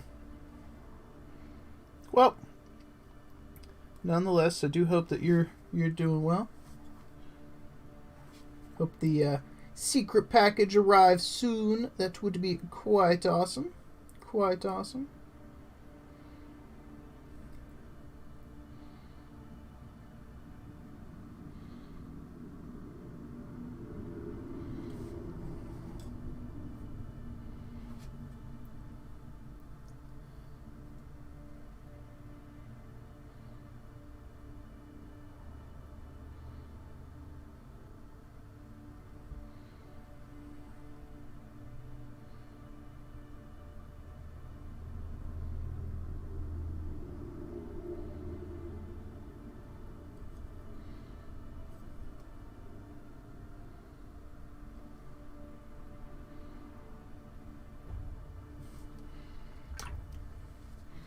Yo, Steiner, what's up, man? How you doing? If you guys aren't following Mr. Steiner Miniatures here, pop on over, hit that follow button, show some hobby love. What's going on? How was your holiday?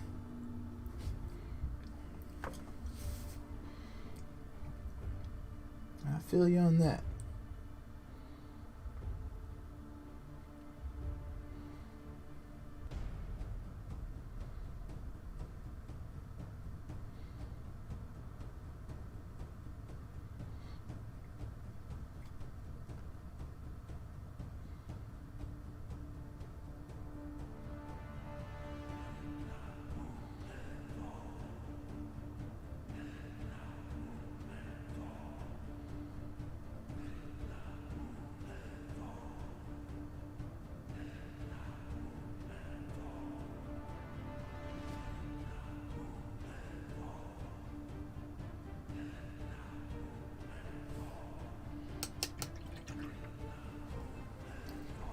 It's already looking a lot better than it was.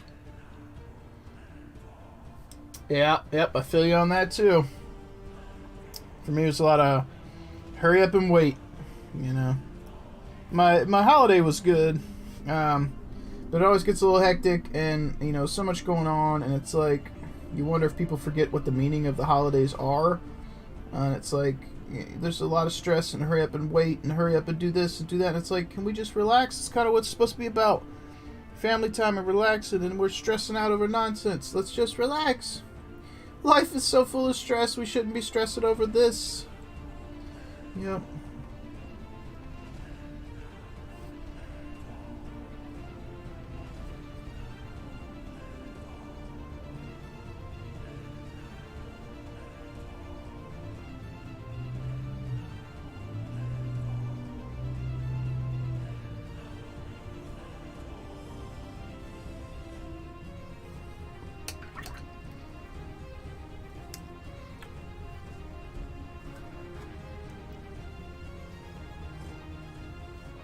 But other than that, it was a good holiday for me. I hope that was the case for everyone. But if it was not, as usual, you get me, folks. We could chat. I'm here for you. You are my friends. I spend more time with most of you than I do most people I know outside of work. I may even spend more time hanging out with you than I do Amanda, because I stream 3 to 4 days a week, and I only get to see her 2. So, though hopefully that'll change a little bit when I get my own place, to be able to spend some more time with her and see her more often. But currently, I see you guys probably more. Spend a lot of time with you.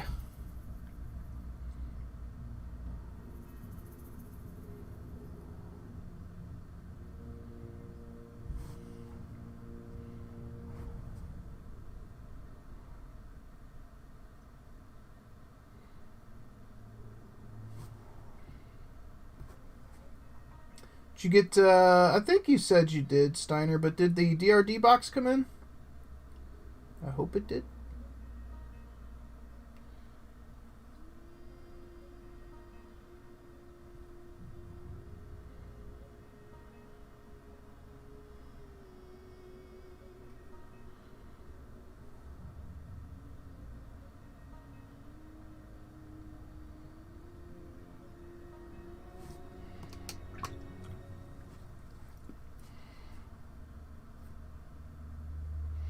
Speaking of that, Clan Wolf, did your package come in today?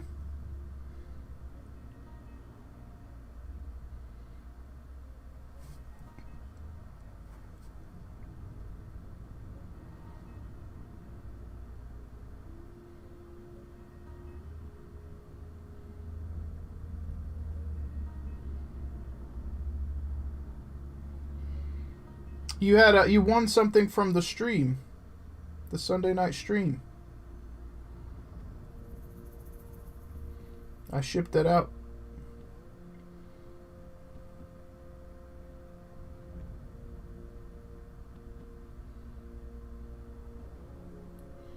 You have 2 packages coming. You have that one, and then you have the one with Javasuko's gifty thing in it. Which, you know, hopefully he wasn't listening because I totally forgot. Yep. Oops.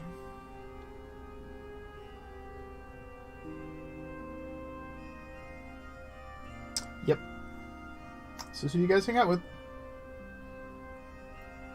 Whatever. Earlier he said he was going into lurk mode, so hopefully he's not here. I'm sorry.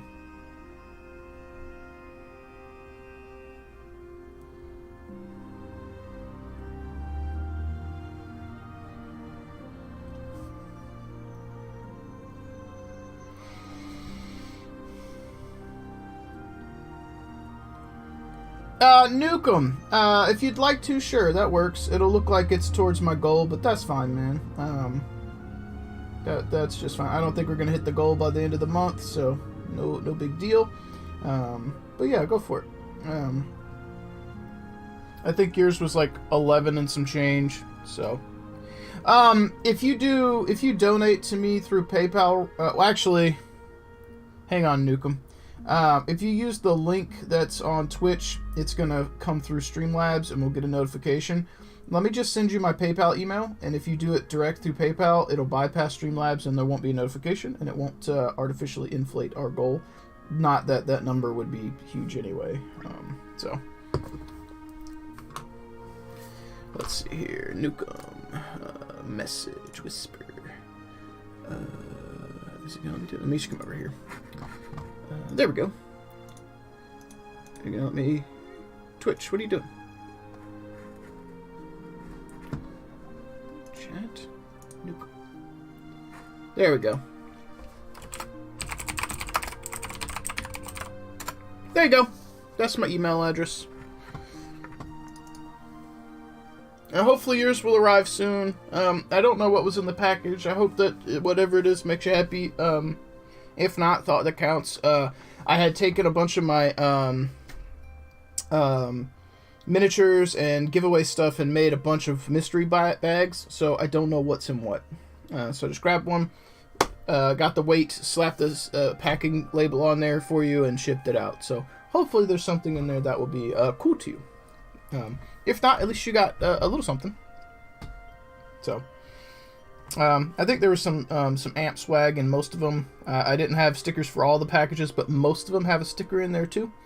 And some movement widgets and things like that. So when minis were applicable, there should be some minis and stuff. I don't think there's very much DRD stuff. I think the one package that had DRD stuff in it went to Teal. I think he got that one. I kind of knew what it was because of the shape of it. And he's the one guy from the stream that I know does Infinity, so I sent him one that I knew he would use. But it wasn't really easy for me to identify other ones outside of that, because, I mean, his package, they're basically our bases for Infinity are shipped in DVD cases, so shipping in a padded envelope, you can kind of tell what those were. So...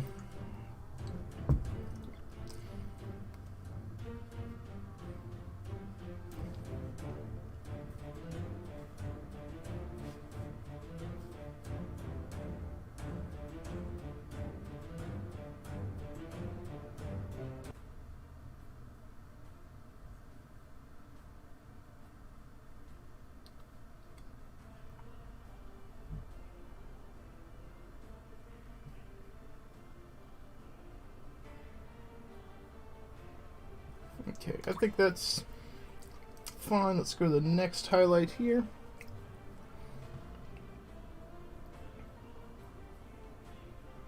So, Clan Wolf, you still there? You listening?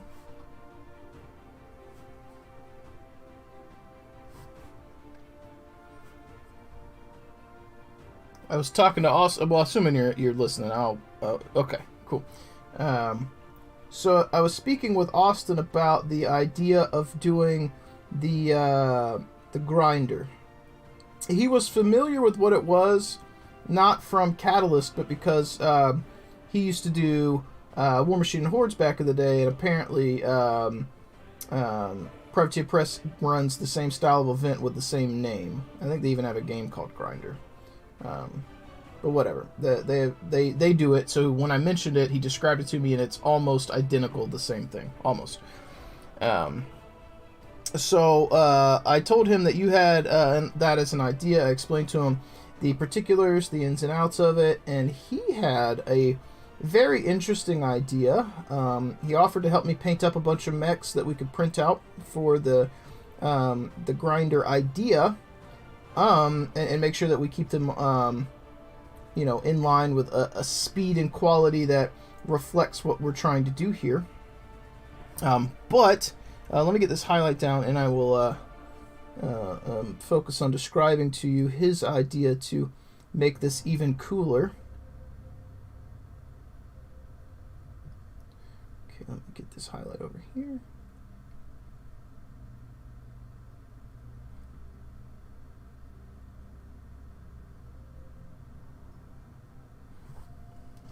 All right, so you guys remember? Let's see here. Where's my pen? There it is. All right, you remember a machine shaped like this?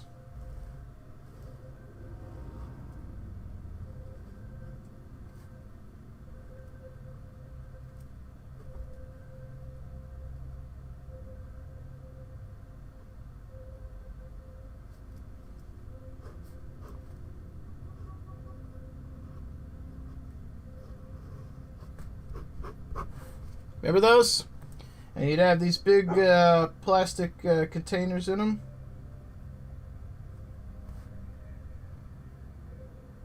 And then you'd run the crank, and then it would come out the bottom.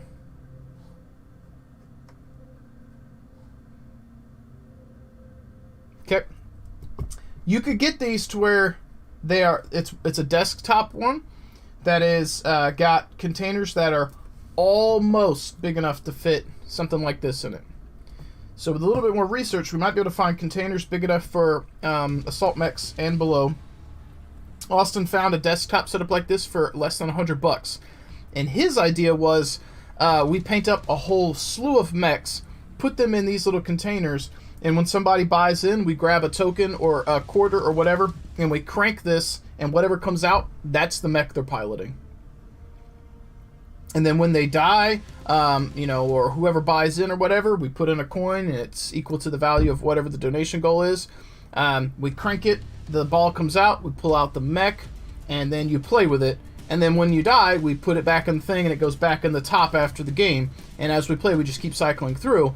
The catch would be, if you, and this was my addition to it, because I thought that was pretty clever, if you win, and you're the last man standing from the grinder, the mechs that you played, you get to pick one of them, and that gets to be you.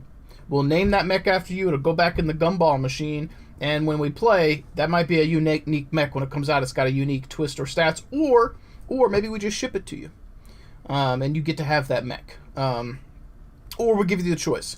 Do you want to get put back in the gumball machine to be a champion mech that if it comes up and somebody's playing as you, they have a slightly better bonus on that mech because, reasons?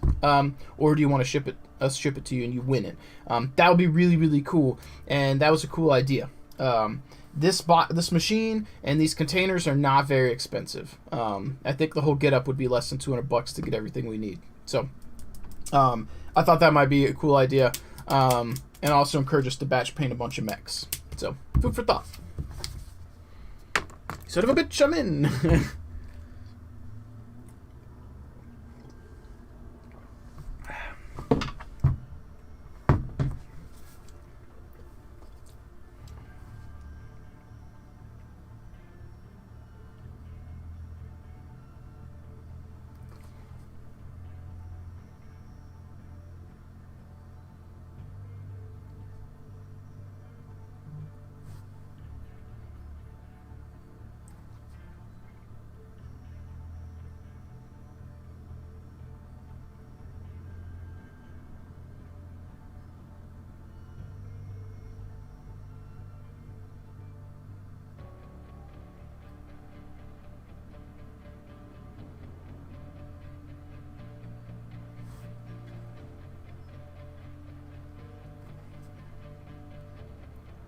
I figured you might think that was a fun idea.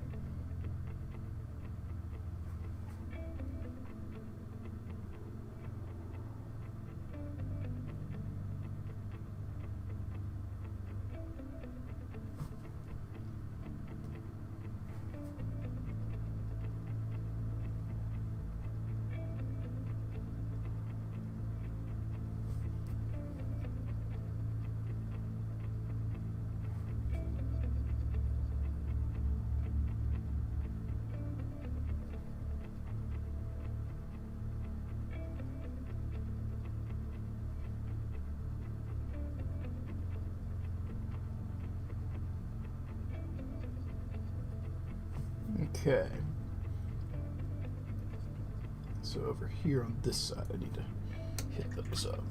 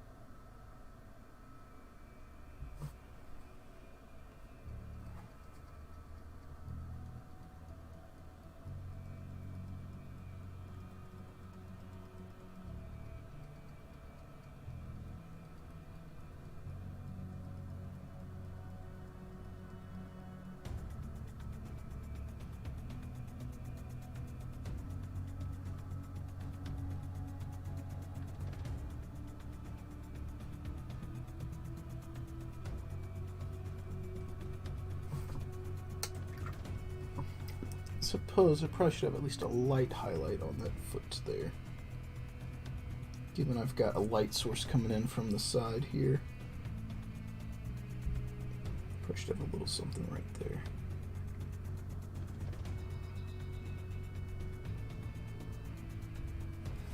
Okay. MacBoy Langley, I honestly don't know what it's called. I can type the name that's on the side of it, but I don't know what it's called. It's either VE or HAORE. I can't tell because the P is supposed to look like a camera or something, so I don't know if it's a P or an R. Because it's got like a little tripod thing on it. I can't really pull it down to show you either because it's holding the camera right now. It's also tethered to boom stand, or is it boom or boon? I think it's boom, a boom arm that's hooked to a thing, and it's got a counterweight on it. Hey, Nukem, thank you, man. I appreciate that. Thank you.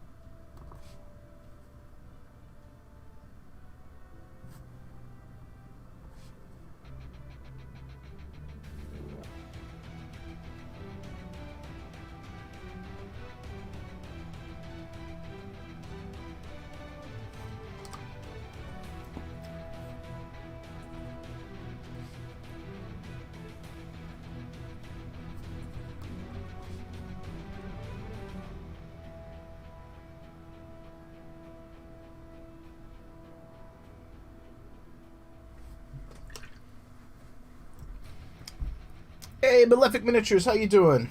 How are you doing?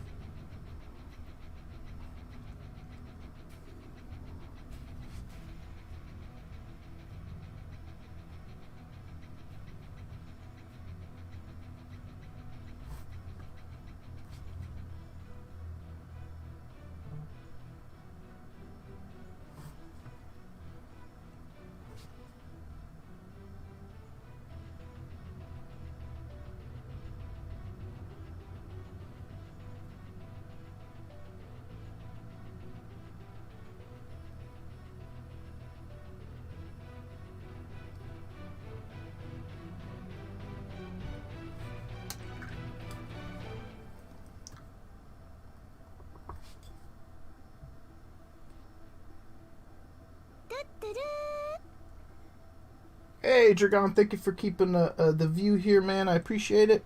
I'm not sure how long I'll be in lurk mode, but if I don't catch you before I get off today, I hope that you have an awesome day. I appreciate the chat, and hopefully we'll have some updates about future AMP Hangout sessions in person soon. And I think you said you're from Tennessee, I think? I just shipped you stuff I should remember, but my memory is bad. If I don't need it in my random access memory, it gets purged, and I make room for the next thing that I'm gonna forget. That is probably the most nerdy comparison to what RAM might be ever. But yeah, I can't wait to see what the future holds. I think we're all hoping that 2021 is much better than this year, but all we can do is hope, and maybe a little bit of luck, it'll be a little better. That's the hope. Man, Ma, if you say that, World War III could pop off.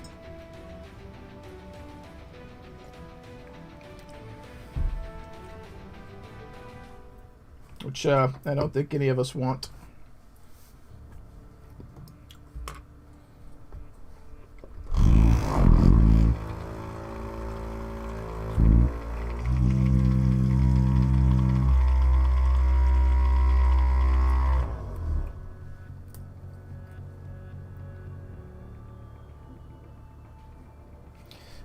Yep.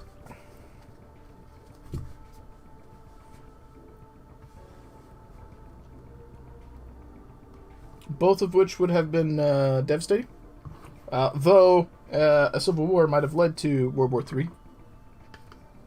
Because some of our enemies may have taken it as an opportunity to, take advantage. Hey, Jinxed Art, long time no see. Bleh. Let's get it out. How are you doing today? How was your holiday? I hope that it was awesome. And if you guys are following Jinxed Art here, got a double shout out here. Hit that follow button. Show some hobby love. Check her out on the Instagram. I say this every time she comes in, and until told otherwise, I'll probably continue to say or mention it.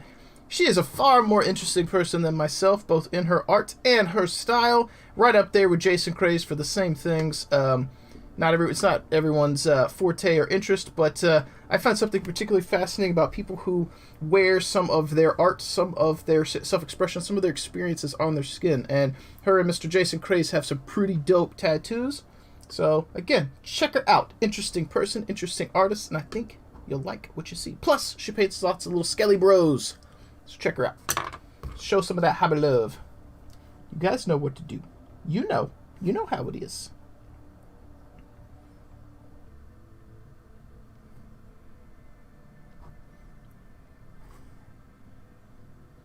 Yeah, and that always seems a little odd to bring up, but like, I legitimately enjoy people who are different than myself. I'm plain Jane boring. I look odd.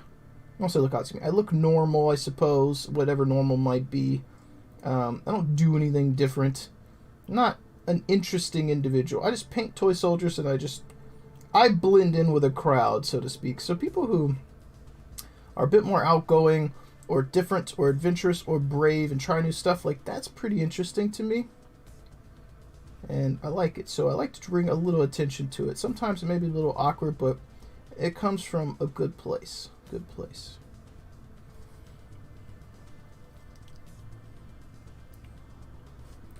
Holiday was chill. And I'm having me some coffee too. Yep.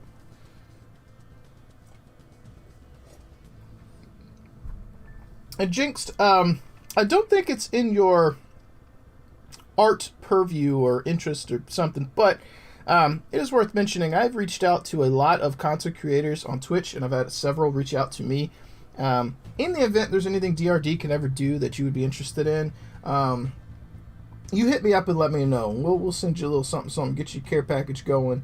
I know that MDF terrain might not be your style. I don't think you actually particularly play tabletop games. But if there's something we have you really just want to work with or try out, you let me know. I'll get you hooked up. Evil Turbo Lag, what up, man? How you doing? How's your holiday? How's your detailing business going? I liked I think it was a memory, that Shelby GT500 that you detailed up. I saw that on the Facebook. Always a little jelly of these old muscle cars, man. These classics. You've gotten to get down and dirty with some cars that most of us will never get that intimate with, so to speak. So it's pretty cool. Pretty cool. You've been playing any Cyberpunk? I'm not sure if you've had time these days to do some gaming, but I figured that might be something you're interested in. Maybe I don't know. You might also just want to play like some online shooters and not solo stuff, but worth asking. Never know.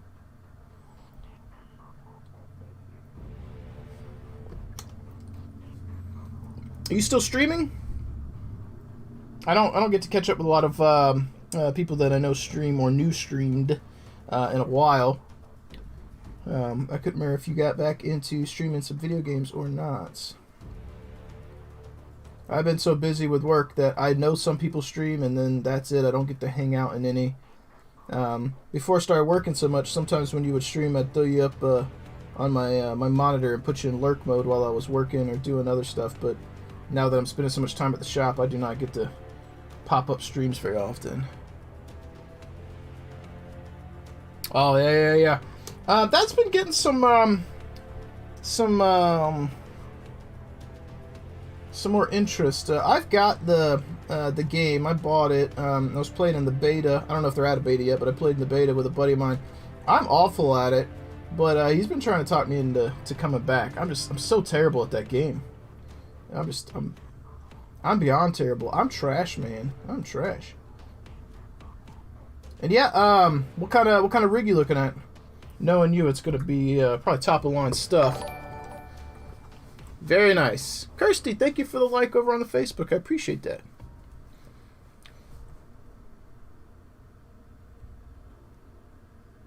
Oh, that's funny. Huh. Interesting.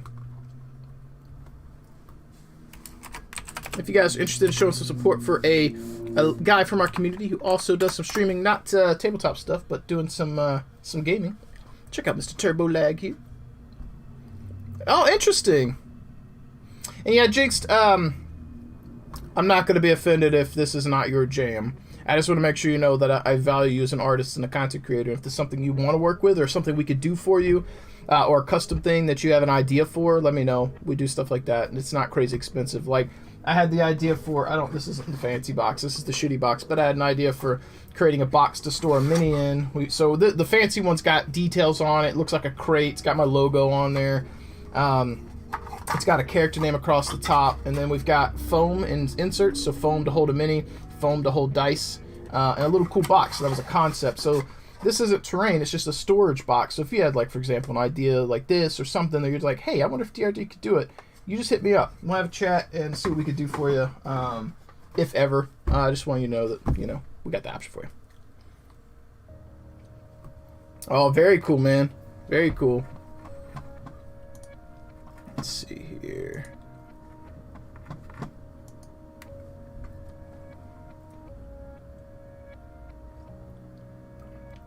I'm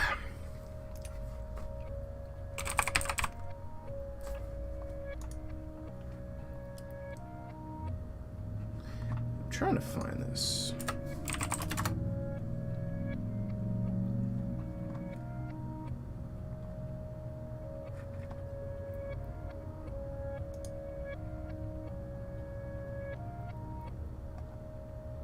Oh, right. Okay. Yeah, so I was making sure I had the right one. This is what Old Evil Turbo Lag does. Kind of his form of art, car detailing, which, you know, every so many miles you'll see a little sign on the side of the road about car detailing, people that do it. There's a difference between the pros and someone who just does something in their yard, and this guy is open-eyed to seeing what's different. It's not about just washing a car nice. Like, there's a lot that goes into it, a lot more than I ever would have thought. And particularly seeing the ceramic coat stuff he does is bananas. There's basically as much going on with detailing a car properly as maintaining a car. It is it's something else. But he's got I don't remember what classic car that is. For some reason I was thinking a Corvette, but I don't think that's what it is. But he's got one that's chromed out, and they've got that thing looking like a mirror right now. It is bananas. Bananas. And Jinxed, what movies or shows have you been a background in, out of curiosity?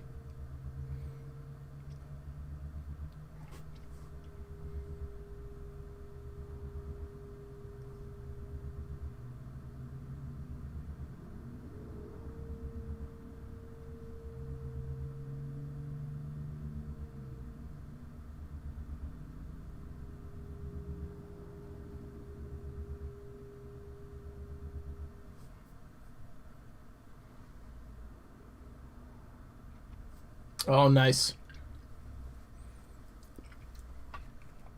Yeah, my knowledge isn't particularly amazing. Um, yeah, and you were looking for somebody to airbrush the tires. I remember seeing that post. That's part of why that thing resonated with me.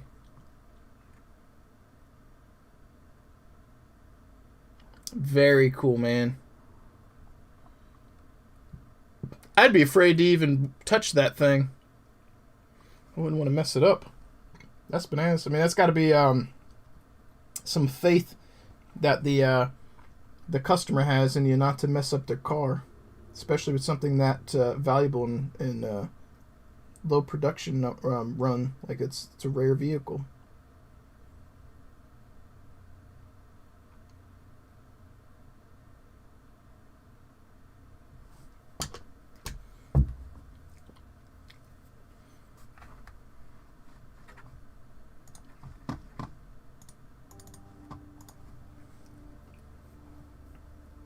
I'm glad you found somebody. That's definitely outside of my my area of expertise.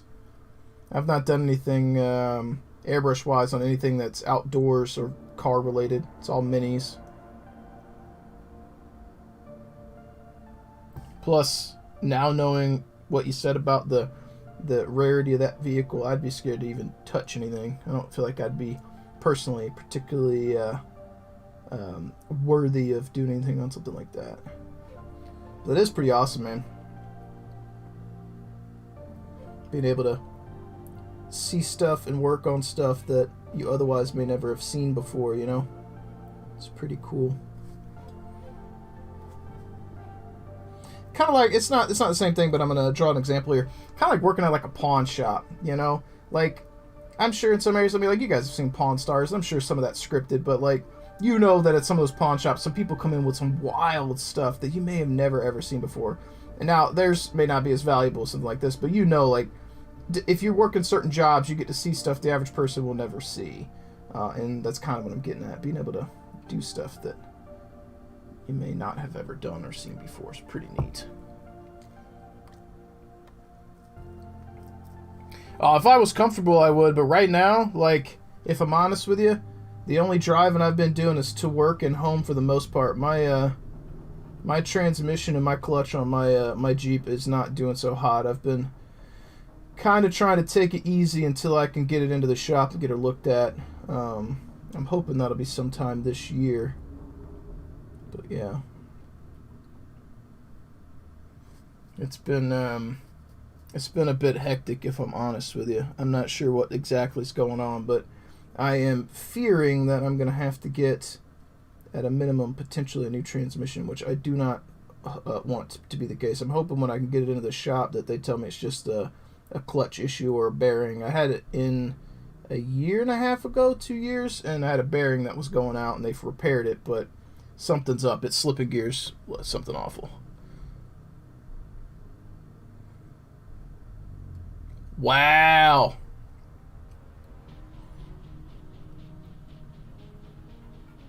Yeah, that is, wait, I feel like you shared pictures of that too. I feel like I saw that on your Facebook.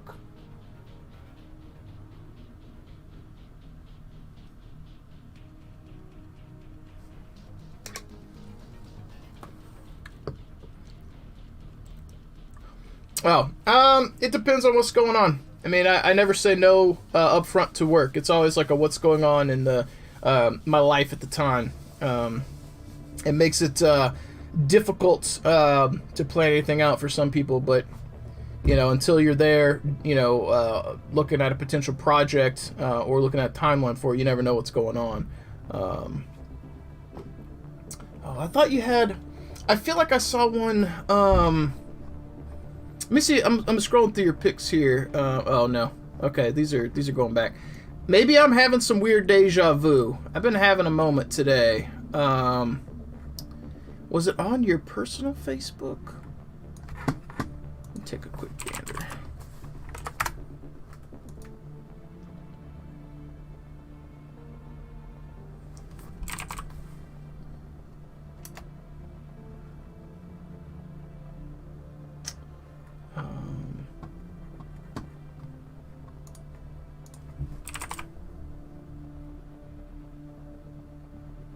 Oh, duh. I was losing my mind. I've got you and one of my friends on my Facebook have the exact same name, down to the last name and everything. Let's see here.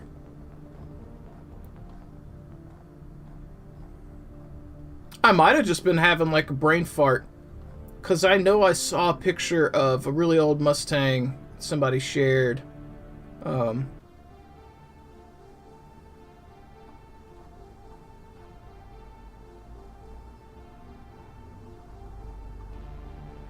Huh, I don't know who it was then.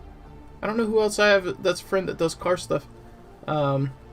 Maybe it's this. Let me click this link here that you put up. Maybe this is what I'm thinking of.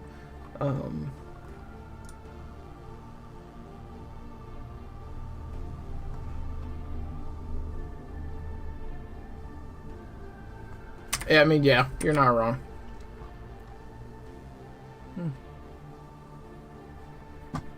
I mean, it's what I do. It's what I do.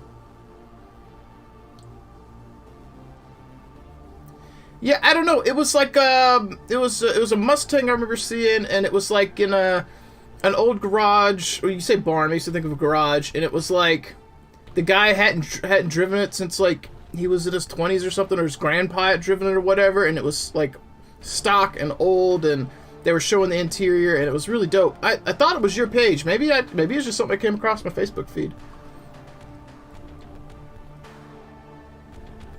I mean, people in my stream know. They know what's up. I do more talking than I do painting most of the time. Oh yeah, this is one of my dream cars right here, folks. Let me show you. It's on his page. He detailed this.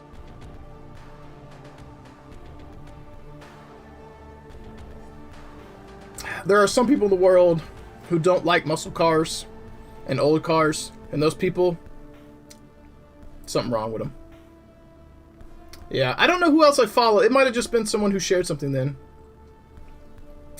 We love with no judgment. But yeah, this is one of my dream cars right here. That is so pretty. Yeah.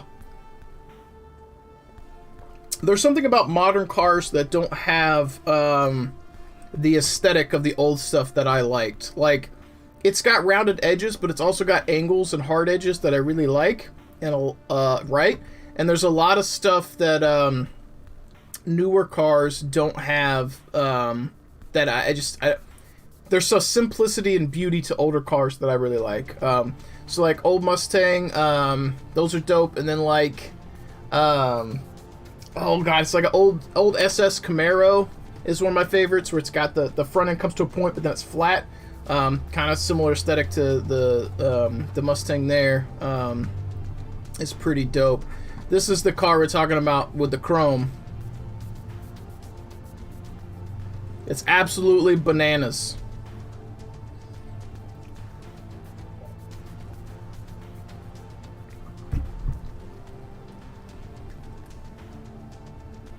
That might be.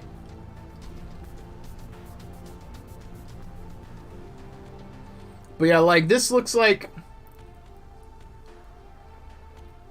this looks like one of those things where people post and they're talking about doing non-metallic metal and chrome with a paintbrush, and then I'm like, I don't know how you would even attempt to do that.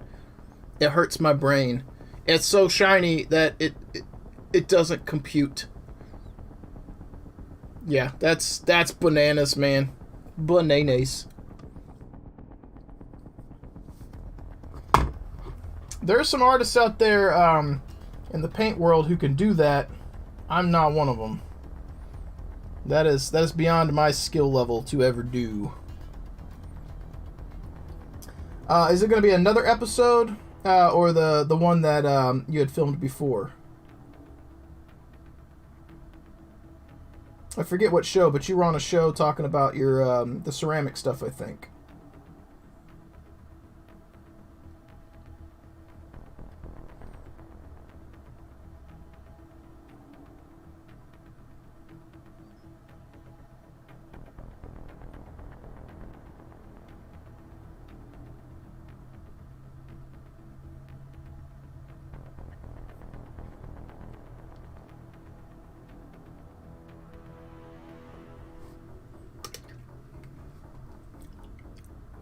Nice. Very cool, man.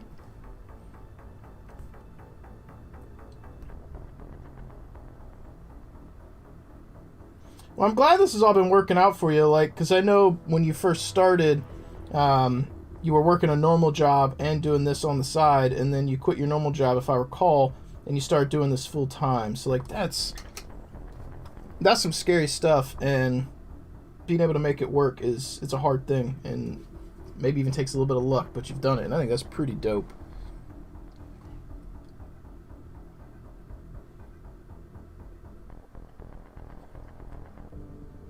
It's funny that you mentioned that I get sidetracked. People post minis all the time, and I just, stop what I'm doing. We start looking at minis. If I feel like I'm really in the middle of something that I'm, like, jonesing to finish, sometimes I'll say, we'll check that out later, or, we'll look at it before the end of the stream type thing. But depending on the mood or how I'm feeling about a model, gives me a little bit of time to put down the paintbrush and relax for a second and look at stuff. So I get sidetracked a lot. I'm not a very fast painter. Most of the people from the stream are aware. They know how I operate. The handful that continue to show up. We got some dedicated viewers, but this year we've had some crazy ups and downs with stream viewership. I don't know what's been up, but I try and get on and keep doing what I do. It's all you really can do when it comes to live streaming.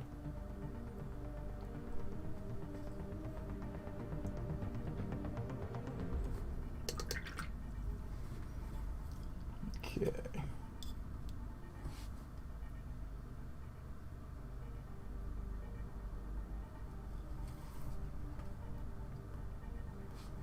I was really hoping to darken this up back here a little bit, but I don't think this has really done what I wanted to do. What? Did you get the mail? Did I get the mail? No. There's still no mail. Well, I don't know. I didn't get none. You know anything about the boxes on the back patio? What boxes? There's two big fat boxes bulging. Are they on the steps? No, they're beside the back porch. Are they packages? They were opened. What's in them? I don't know. I'm afraid that I don't know who they belong to. They don't have our names on them.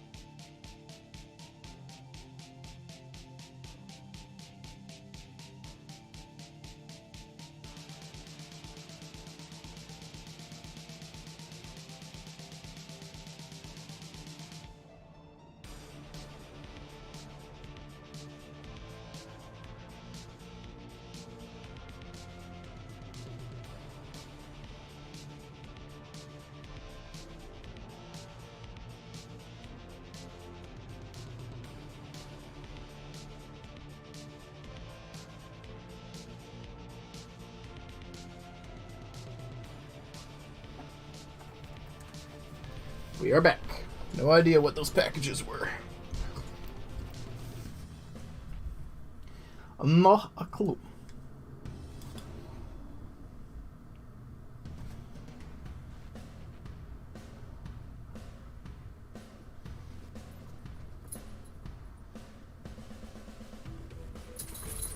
I've noticed that if I don't get my glaze thin down the way I want, I get more of a matte finish. So I had to put a little bit more of that blue over that to kind of thin that down, or tone that down a little. That happens.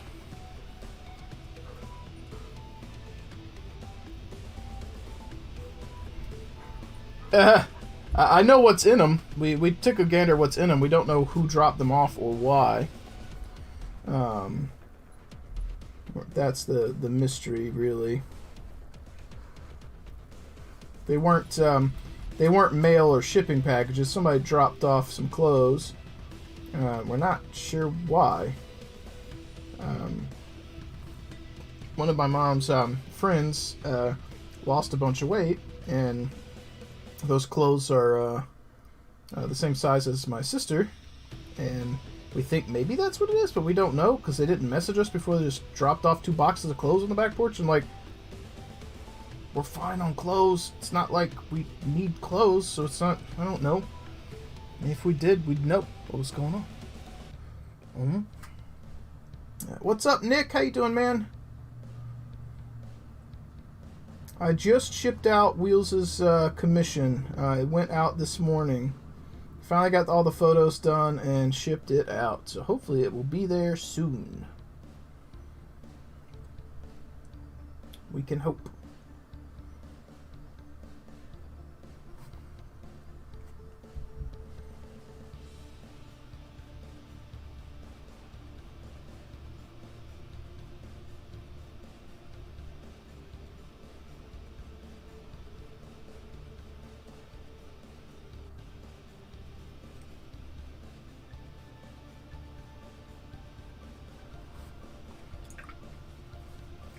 I sure do want to become famous, bud. Give me all that Chinese spammer money right there. Bye. Stupid.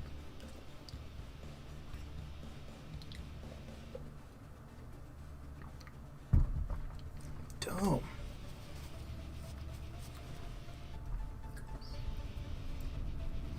I kind of figured that might be why. I kind of figured.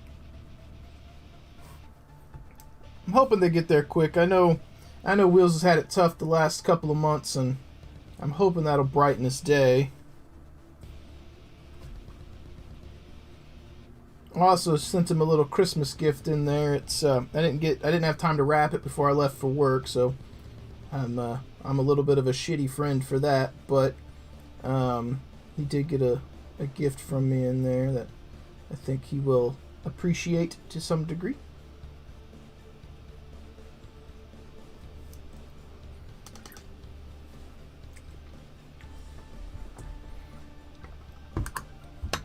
Whoops. Just throw my paintbrush down all over the place. Yeah, I'd love to get him involved in doing some Battletech with me next time we run a Battletech session on live stream. I think that would be a lot of fun. You'd be invited if you're interested in learning about it.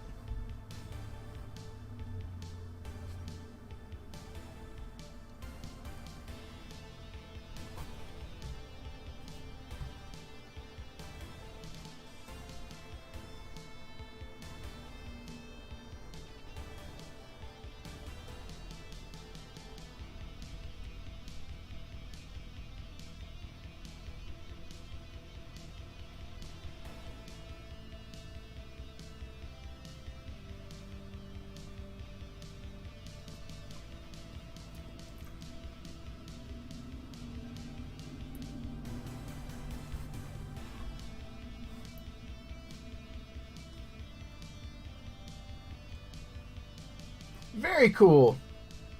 Yeah, I forgot you also play orcs. Yeah. Did you have a good holiday, by the way?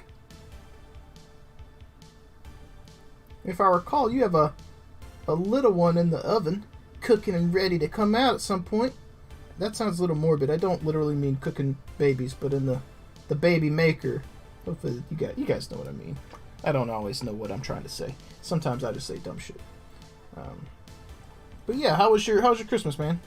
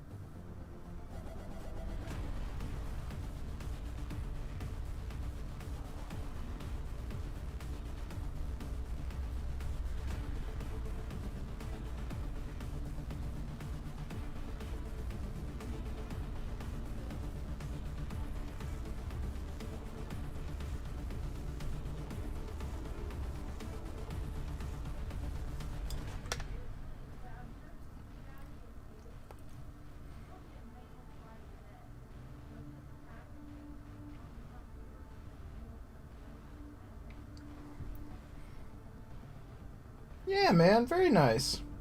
And you talking about Lord of the Rings?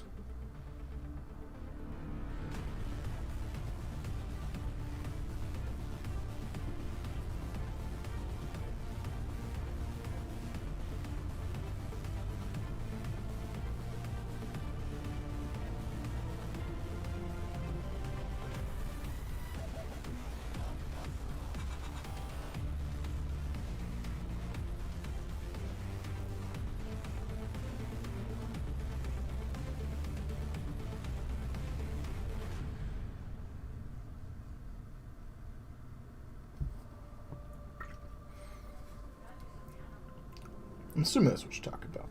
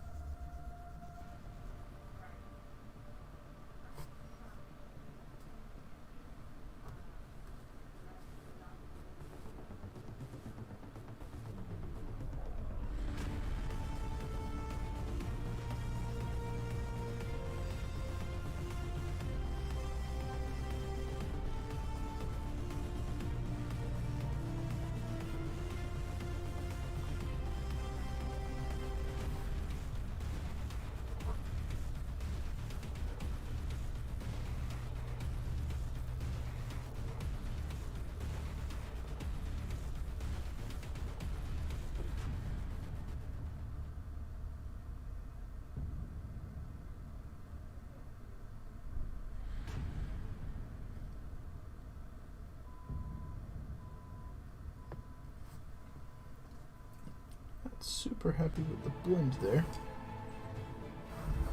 Nice. What's up, Sith? How you doing?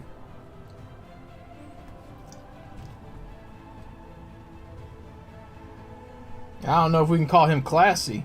We can call him something.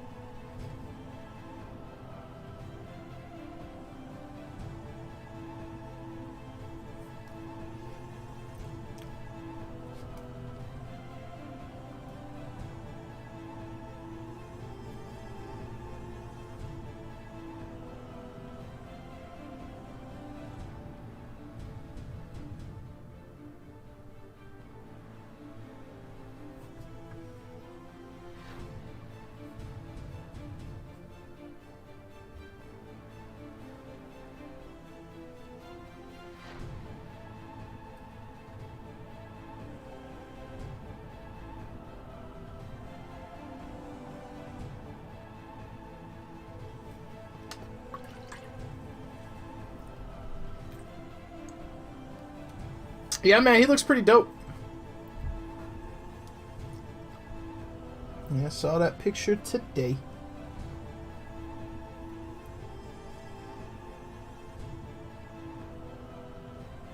You've definitely been having a heyday with some 3D printed stuff, that is for sure.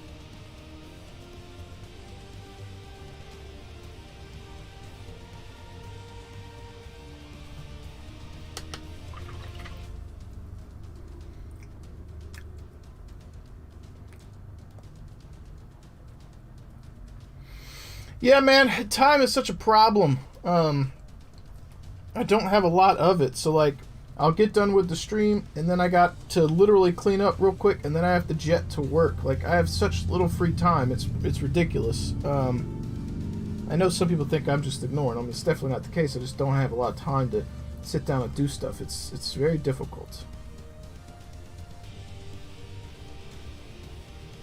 Are you using like Dropbox or Google Docs by chance?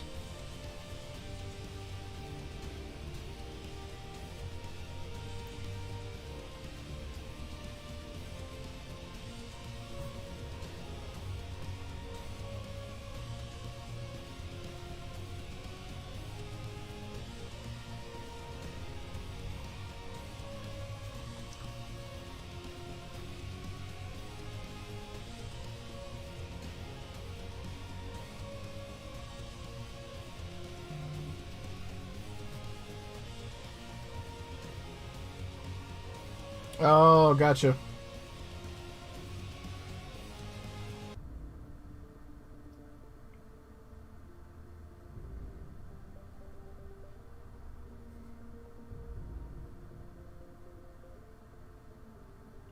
And we'll see if I've got some time to sit down.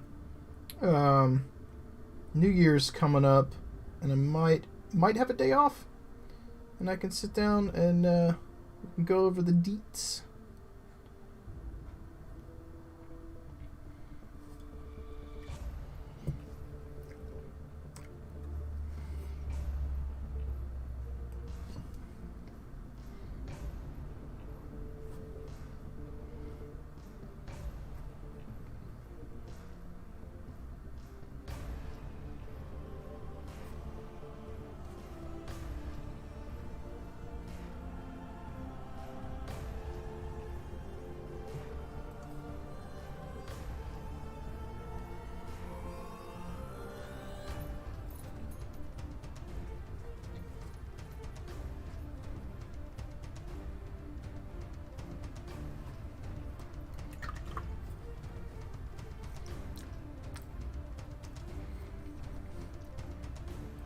I tell you, once I get into a groove, because I spent so much talking on the stream, once I get into a groove, it's about time to actually get off, which sucks, because like, now I'm like, feel like I'm making some good strides and good progress, and want to make some forward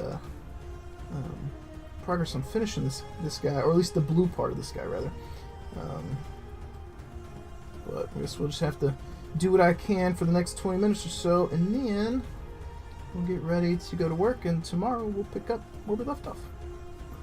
Slow as usual, but they will look pretty cool when they are done. No doubt about that. Hey, Bell.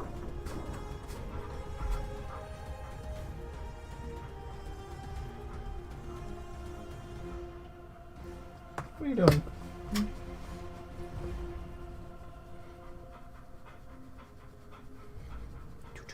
Yeah, man, we hadn't seen you in a while. You don't hang out with us no more. Used to be here all the time.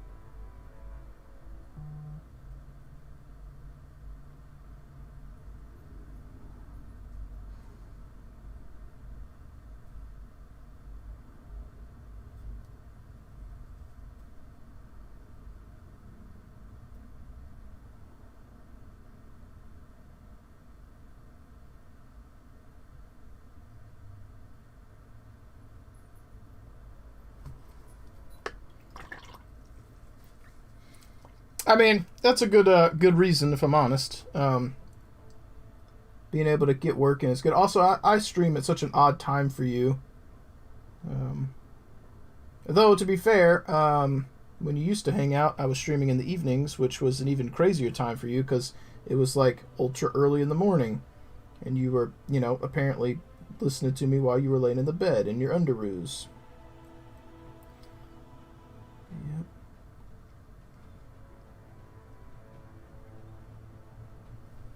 Many, many moons ago, man. Many moons. I did see also that old Mike Disney's painting some Ultra Bros for you. I saw that. I caught his stream the other day. He's usually not streaming in the afternoons around when I'm streaming, and I got to raid him the other day, and we haven't caught up in a long time either, and he had some guys on his desk that he said were for you. He's working on.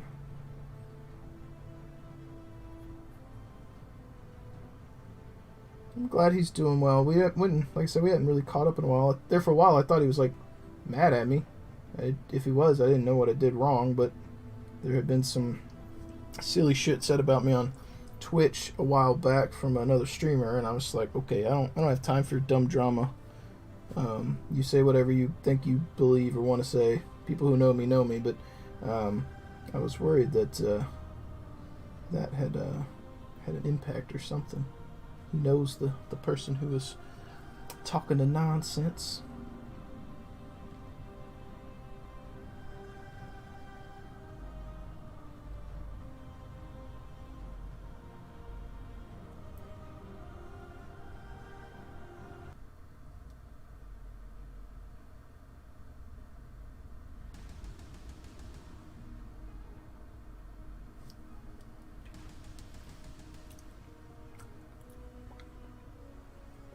In our unders. Yo, Floppy TSK, thank you for the sub, man. I appreciate that. Number 22 for the month. Number 22. Thank you.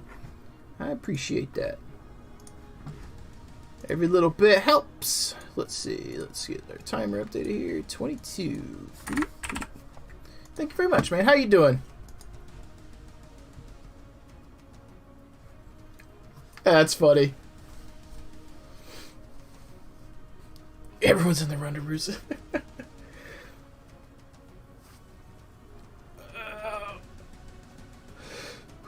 And Cake Fist, that's true. Though it's Sith, so it's not that awkward. I'm used to him.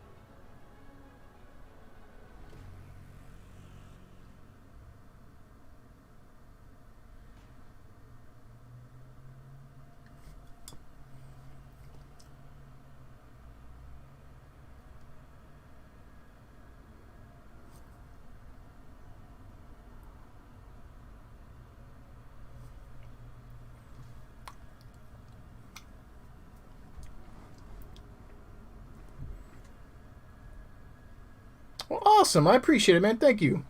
How's the store going? Yeah, that's fair. And Cakefist, that's no bueno, man. But if I'm honest, I'm not a particularly adept. I'm not very good at GW's games these days. Least of all, Age of Sigmar, which I've never played. I did have interest in it. Our local group was talking about getting into it there for a while, and I was interested in the Slaves to Darkness box. But it sounds like they have given up on attempting to get into it. All hail the 40K train, I suppose. That's where they are still. So whatever. I will focus on Star Wars Legion, Battletech, and 40K when I circle back around to it, whenever that may be.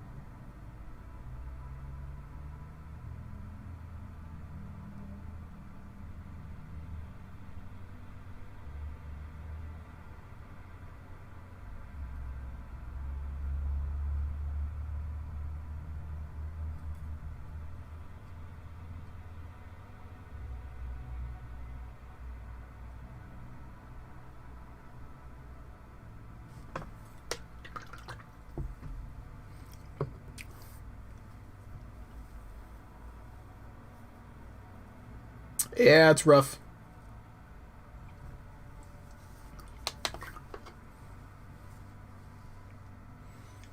And sometimes that does happen, which is also unfortunate, but...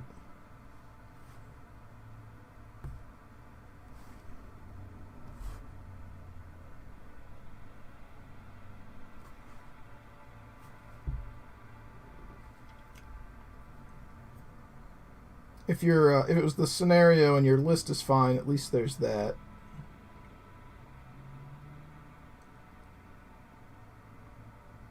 I've had to contend with 40k stuff where like my army as a whole just could not play in the way the game functioned, and then I finally update it, and then they change the rules, and I'm right back where I was again, and that's part of why I stopped playing Ultramarines and got rid of them. More of a emphasis on getting rid of them was on the fact that I enjoyed the Dark Angels fluff more, but also I was tired of having to try and fix my Ultramarines as well, and keep starting over. And I was like, this came at a good time where I started enjoying the Fallen lore and the Dark Angel lore, and could start something fresh and new of my choosing, and not have to redo my Ultramarines again right after just fixing them.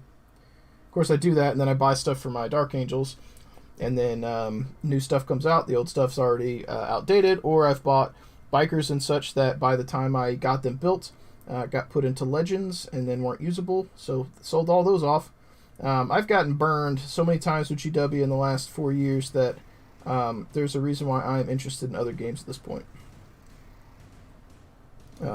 Commissions put me so far behind on working on anything that by the time I got to, it's always too little too late, and by the time I get going on it, it's outdated and they've replaced it or they've gotten rid of it, so I just can't keep at it anymore. Oh, very well. At least there's that. You might have lost the scenario, but it was a Pyrrhic victory for him. Yep.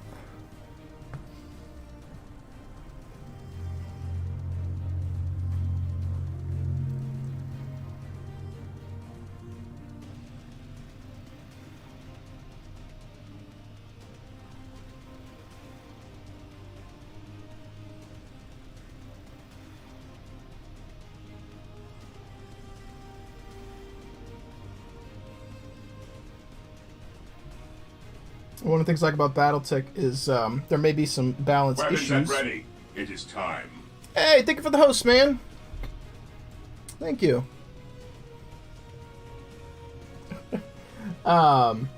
the where was I at? I was saying something. That's part of why I've been so interested in Battletech is the game feels a bit more balanced, and the stuff doesn't change at a rate that you can't keep up with anymore. Like, you're in a pretty good spot. At least I feel that way. It's just more manageable for me.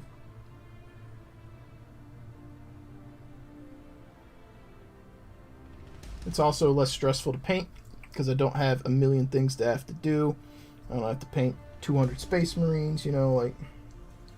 And I'm not trying to shit on 40K. There's just things that have compounded my distaste for 40K right now. I also feel like I'm not their target market anymore.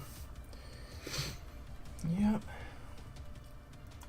And as I stated earlier, TurboLag here plays video games online. If you want to pop on over and hit a follow button, show some love, check him out while he's playing some Tarkov in the near future. Let him know what's up. Maybe you'll be one of the scavengers in his games and you can try and gun for him. Make the game interesting.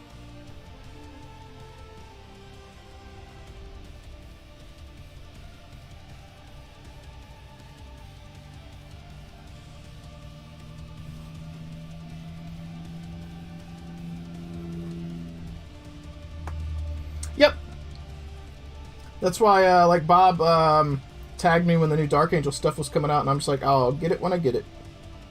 There was a time when I would rush out to get rules, and I played more and it made sense, and then I started being more casual because I didn't have time to play, and by the time I would get rules and get going, there was a new book with a new thing, and then a campaign book with a new thing, and an errata with a new thing, and then a chapter approved with a new thing, and I'm just like, I'm spending money and I don't even get to play, and you're updating at such a rate. Like, you're making money off me off the books now. I'm not even buying models anymore. I'm just sitting here buying books and can't keep up. And then I tried to build a Chaos Army so that I had something, because everyone played Marines. And I was still playing Marines, but everyone was playing good guys, so I was trying to change it up for the local group. I couldn't even get my army done by the time they put out a new book and new cards and a campaign. And I'm just like, I've been working on this army for like 9 months. And there's already, like, I already have to rebuy stuff that I bought to play the army. So, like, at this point, I'll paint what I want, and then I'll buy books when I feel comfortable and play. That way, I don't have to buy books twice. But if I'm honest, I'm having way more fun with Battletech stuff. And I'm interested in Star Wars Legion. What little bit I've done with Legion, I have enjoyed the rules a lot better. I feel like it's a more balanced game than 40K, in my opinion.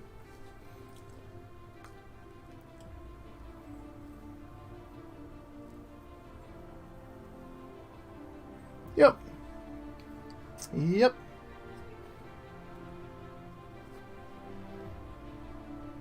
So, GW's games used to be my primaries. It is not now. I'll focus on what is fun for me.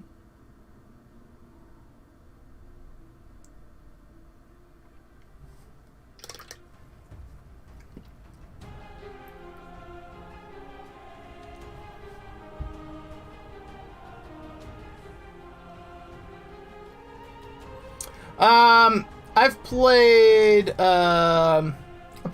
two games of Legion, and both games were really close. I actually won, though I didn't build my army. I will say this: I think the heroes in Legion are supposed to be OP, because it's Legion, and it's Darth Vader, and versus whatever army of grunts and vice versa. Like, that's kind of the way the game is designed. The thing I like about it is the alternating activations. Yep. Yeah, the app thing I think was the app was silly in my opinion, and having to pay for it. It's basically their version of Battlescribe. It looks very similar, and they're charging monthly. And it's like they should do what PP did, where you pay for your army and the thing, and then there's no fee. You have it until the end of the edition. I played Imperials versus Imperials because it was that guy's models, and the thing I like most is the alternating activations. There's some randomness to it. I do a unit, you do a unit, back and forth, whereas in 40K it's a whole army, goes, then the other army goes, and if you don't get turn 1 very often, you can get, leaf blown off the table, or you've taken such catastrophic losses, it's really hard to fight back. I found that was not the case when I played Legion. Granted, I've only played 2 games. When I played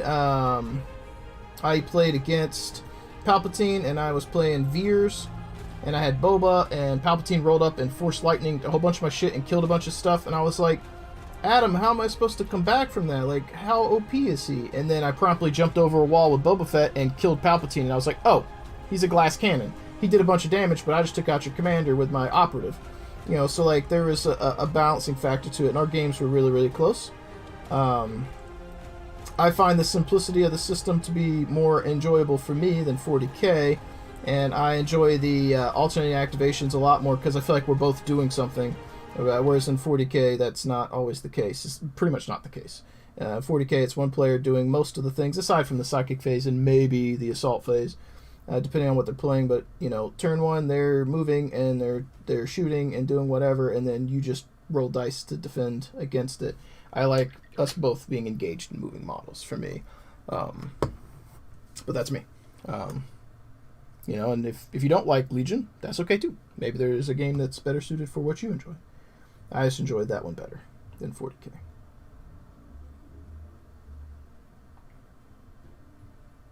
I also felt like the game was a lot faster than Warhammer is. Warhammer has so much.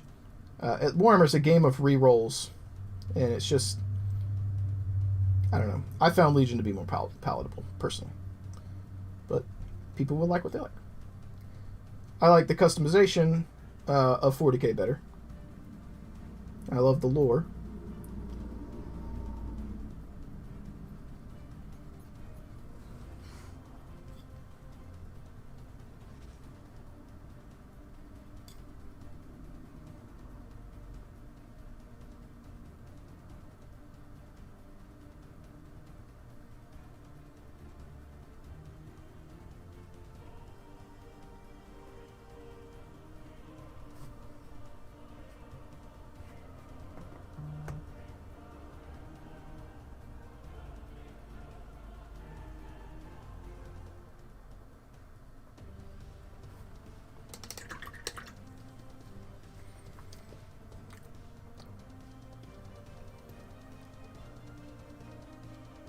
Legion is cheaper than Games Workshop stuff.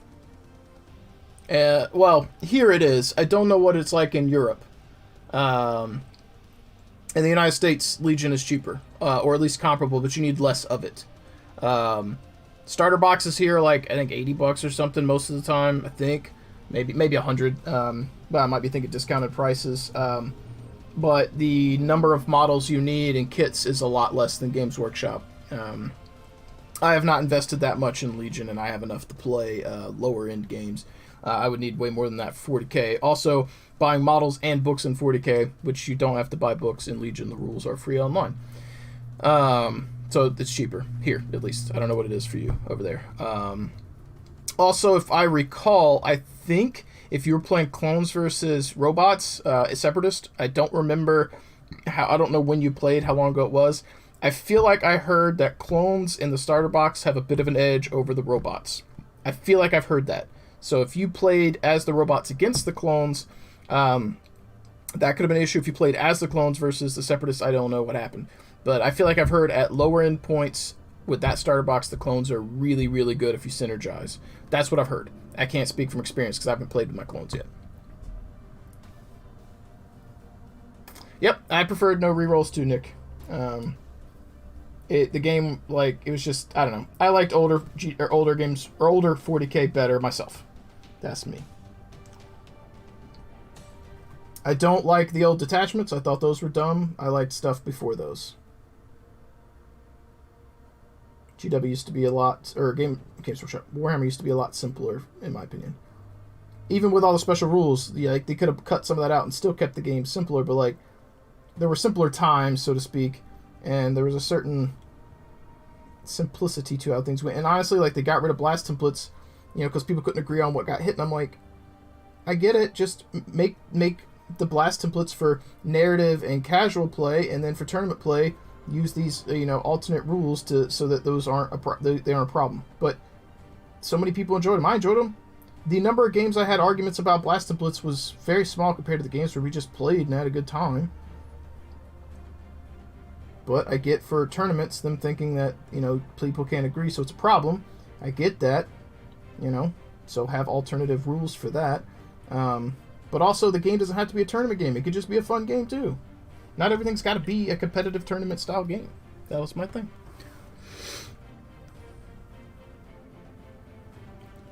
Single tanks are cheaper too, man. Yeah, like, I don't know. Again, I don't know what prices you're looking at. This is a $50 tank.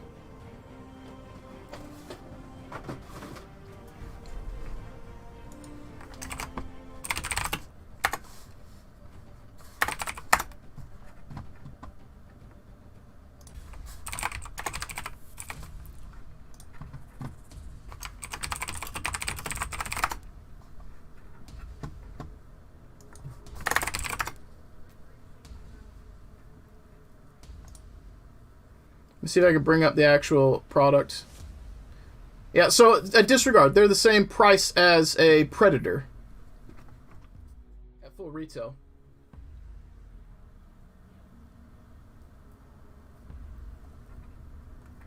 So like this tank is $60. This Predator is $60, but that's an old Predator. This is a newer tank. If we want to draw probably a better comparison, it's probably better to go after the Primaris tank, wherever that thing is, which is super expensive. Let's just bring up Space Marines here. This is an $80 tank. That's probably more in line with the newer stuff to that. Yeah. So, and then, and this is full retail. We're just looking at retail to retail. We're not looking at miniature market. You gonna bring up the shop? Thank you.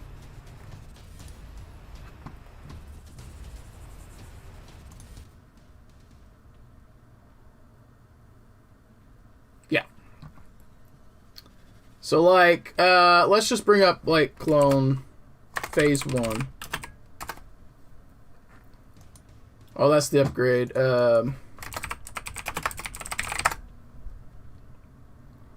So like Trooper expansion is Phase 2 Clone Troopers. It's out of stock. Yeah, but what if a Predator is 47 USD in Norway? I imagine that these are also cheaper as well because you're converting to USD. So like, if a Predator is 47 USD in Norway, I imagine that the tank from Clone Wars is 47 as well, if that's the conversion rate, because it was also 60. Predator was $60 on GW's website, and Star Wars Legion was $60 on their website at full retail. Now that may be slightly different because of shipping, I don't know, but just looking at websites and prices where I'm at, that's the case. So a box of Clone Troopers. These are currently out of stock, but Clone Troopers here. Do they tell you how many are in their box? I think there's 10. Pretty sure it's 10. Let's see. Star Wars Legion. So it's 35.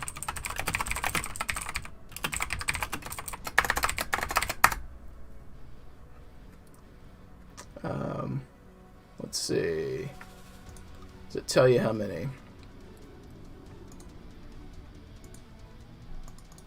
I just want to know how many dudes are in the box. I think it's 10, but I'm not 100%. Can I see the back of the box somewhere, please? Maybe it's 7. 1, 2, 3, 4, 5, 6. So 7. So it's 35 for 7 dudes, and that's a full retail. And then like a GW squad of bros. Yeah, it's 7. That's 1, 2, 3, 4, 5, 6, 7. 7 dudes. And then Primaris Troop Choice. Space Marines at $60 for 10. $60 for 10. $50 for 10 of the old school guys, which you could use if you want to, but Primaris is the thing. 60 for 10. The other thing is you need less models for Legion. So like, even if you have to pay slightly more because you're getting it there, which I don't know, the amount of models you need for Legion is less than 40k. Should be zero way that Legion costs more. You get a character, the infantry you bring, and a tank or something, and your operative or whatever, and that's it. Whatever you build. In 40k, you need a rulebook and a codex, which those two combined right there is probably 100 USD, give or take. $100 right out the gate just for the rulebooks, assuming you play with them when you're supposed to have them. Let alone buying the chapter approved when that comes out, and the campaign books with updated rules. So you're looking at 2 to 4 books before you even buy a model if you want to play with all the stuff, air quotes, without pirating. Then you gotta have an HQ and 2 troops for the smallest detachment, which is not enough to play. At 2,000 points, you're probably looking at a bunch of money. Like, there should be zero way that Legion costs more than Star Wars or than Warhammer, unless you are playing Kill Team. So, yeah, and you would probably only need 1. So I don't know. Unless the getting stuff in your country is just that expensive to ship over there, but even then, like, build a 2,000 point Warhammer list, and then build a equivalent, however, I don't know what the point list is for a tournament level for Star Wars Legion. You'd have to look that up and see the cost. Like, there's no way. I wouldn't believe it. Again, you got to buy books. You're looking at least $100 in books before you buy a model for 40k. And like I said, if you don't want to get into Legion or you feel it's too expensive, that's cool. I've never heard anyone think that Games Workshop's Warhammer was cheaper than Legion, ever. Like, Warhammer is one of the most expensive games you can play. Yeah, you're not going to spend $600 on Star Wars Legion to play. Like, you don't need to do that.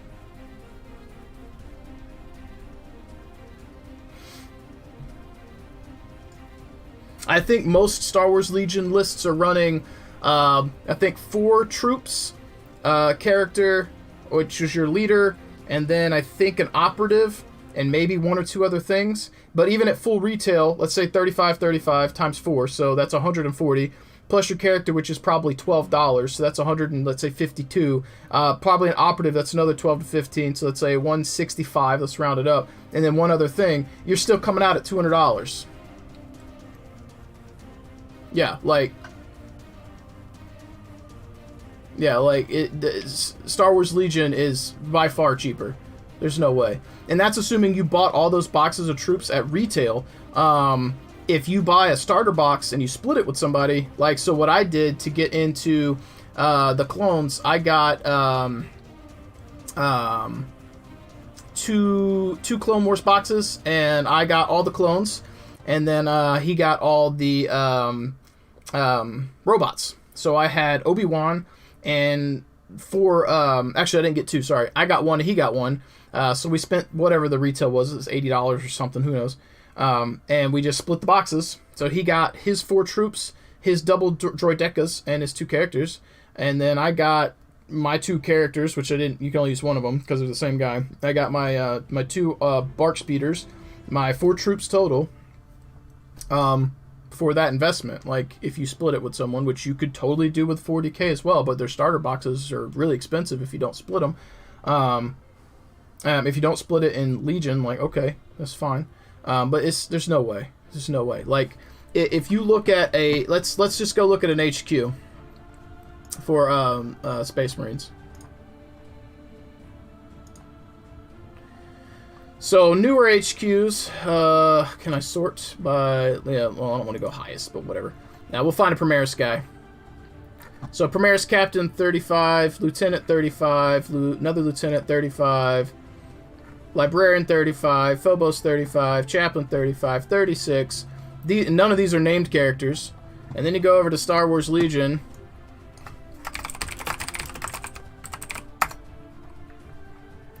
Let's see here. Let me bring up the site. So we come down here, and since you were doing Republic, if you can get them, because right now Rex is out of stock, $13. He is about 1/3 the price. Anakin, $15. Under half the price. Rebels, Organa, $13. He's your one of your characters. Han Solo, $13. Like, there's no way, dude. Like, I don't know what the conversion rate is for you, but if GW converted to USD is cheaper, all these are cheaper, and I don't know what prices you're looking at. So, all that stuff's on the website if you want to check them out. And unfortunately, I'm going to drop a glaze really quickly here on some of these areas that I had worked on, and then I got to get ready to go. Gotta get ready to go. Alright.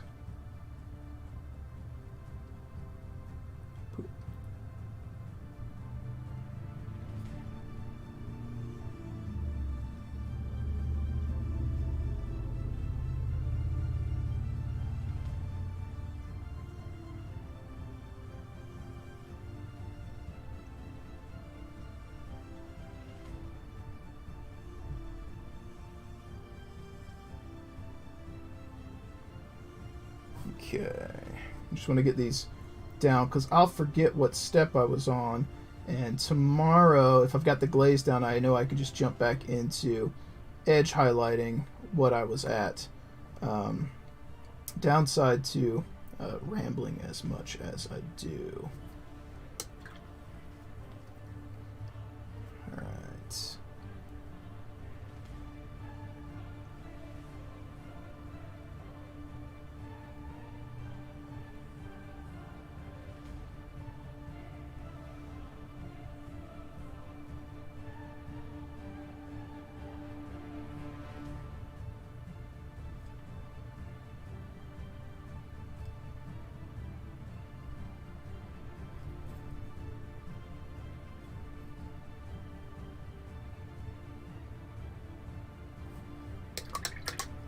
Okay, I think that's good because this is the only thing I had been highlighting at the time. So we made some decent progress on this guy though. Nice. Yeah, I got.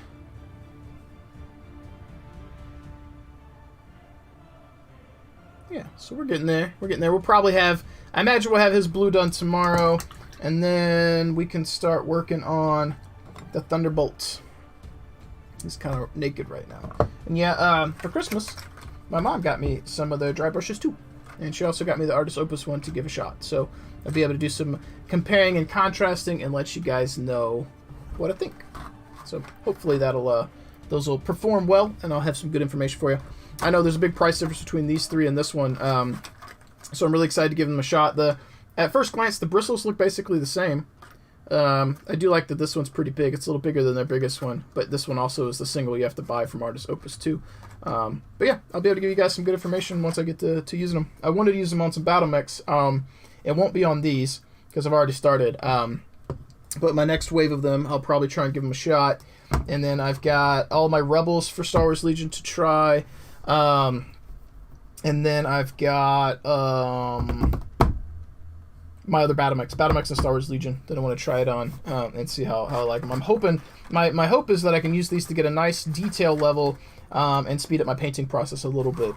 Using that in conjunction with some contrast paints to get through my backlog of Legion minis and Battletech minis is my goal. So, but on that note, folks, I got to get ready to run. It's that time of the day. Got to see who's online for a raid. I'm actually running late today, so who do we have? Let's throw a raid over to our boy Steiner Miniatures. Thanks for hanging out, man. And hopefully, if you do get to play another game of Legion, hopefully it is more fun. If it is not, I still hope that you find a game that works for you. And that's where I'm at with everything. Like, if somebody doesn't like a game, I'm not going to browbeat them into playing it. If you like something, you like something. If you don't, you don't. That's why if people play different stuff than me, like, that's cool. I'm excited that people are trying different stuff. You know, I'm not going to sit at the shop and tell someone who plays War Machine that they're stupid and they shouldn't play it. It's like, if you like that game, you like that game. Be open to trying new stuff, and if you don't like something else, then try something else. Like, that's just the way it is. That's the way I look at it. So, hopefully your next foray into that game is fun. If not, find something you do like. But on that note, guys, we are going to throw a raid out to Steiner Miniatures today. I'm going to, if you guys happen to go over there, hit that follow button, show some hobby love, and let them know who sent you. I am running over today, so we're going to make this brief and quick and try and get this raid fired off, because I got to get ready to go to work, else I might be late. So, as always, I highly encourage you guys,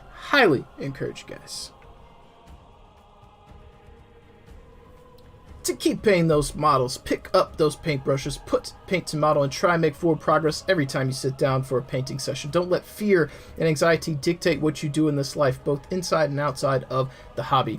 Forge those narratives.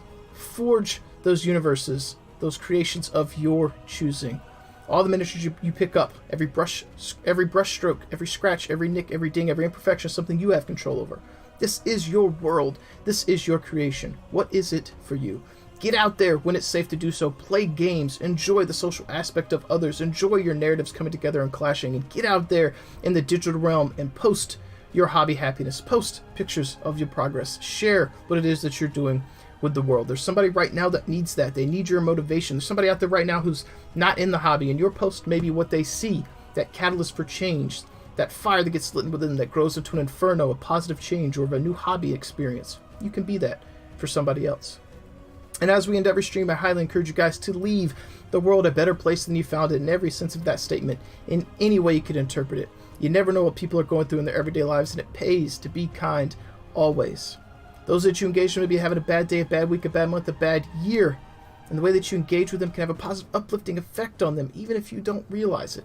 Simply by saying please, saying thank you, making eye contact, smiling, holding a door open for somebody, making someone feel like a valued human being can be that difference between a good day and a bad day for them. I highly encourage you guys to sail through this life leaving positivity and happiness in your wake. And as we end today's stream, we're going to step down from our pulpit. We're going to kick the soapbox out from under me and get this raid going out to Steiner Miniatures. Again, if you guys happen to go over there, hit that follow button, show some hobby love, and let them know who sent you. Sorry that our wrap-up today was real brief and rushed, but I got to get ready to go to work. As always, thank you guys so much for hanging out with me today. Keep picking up those paintbrushes and painting models. Keep rolling those dice, and I will catch you guys tomorrow.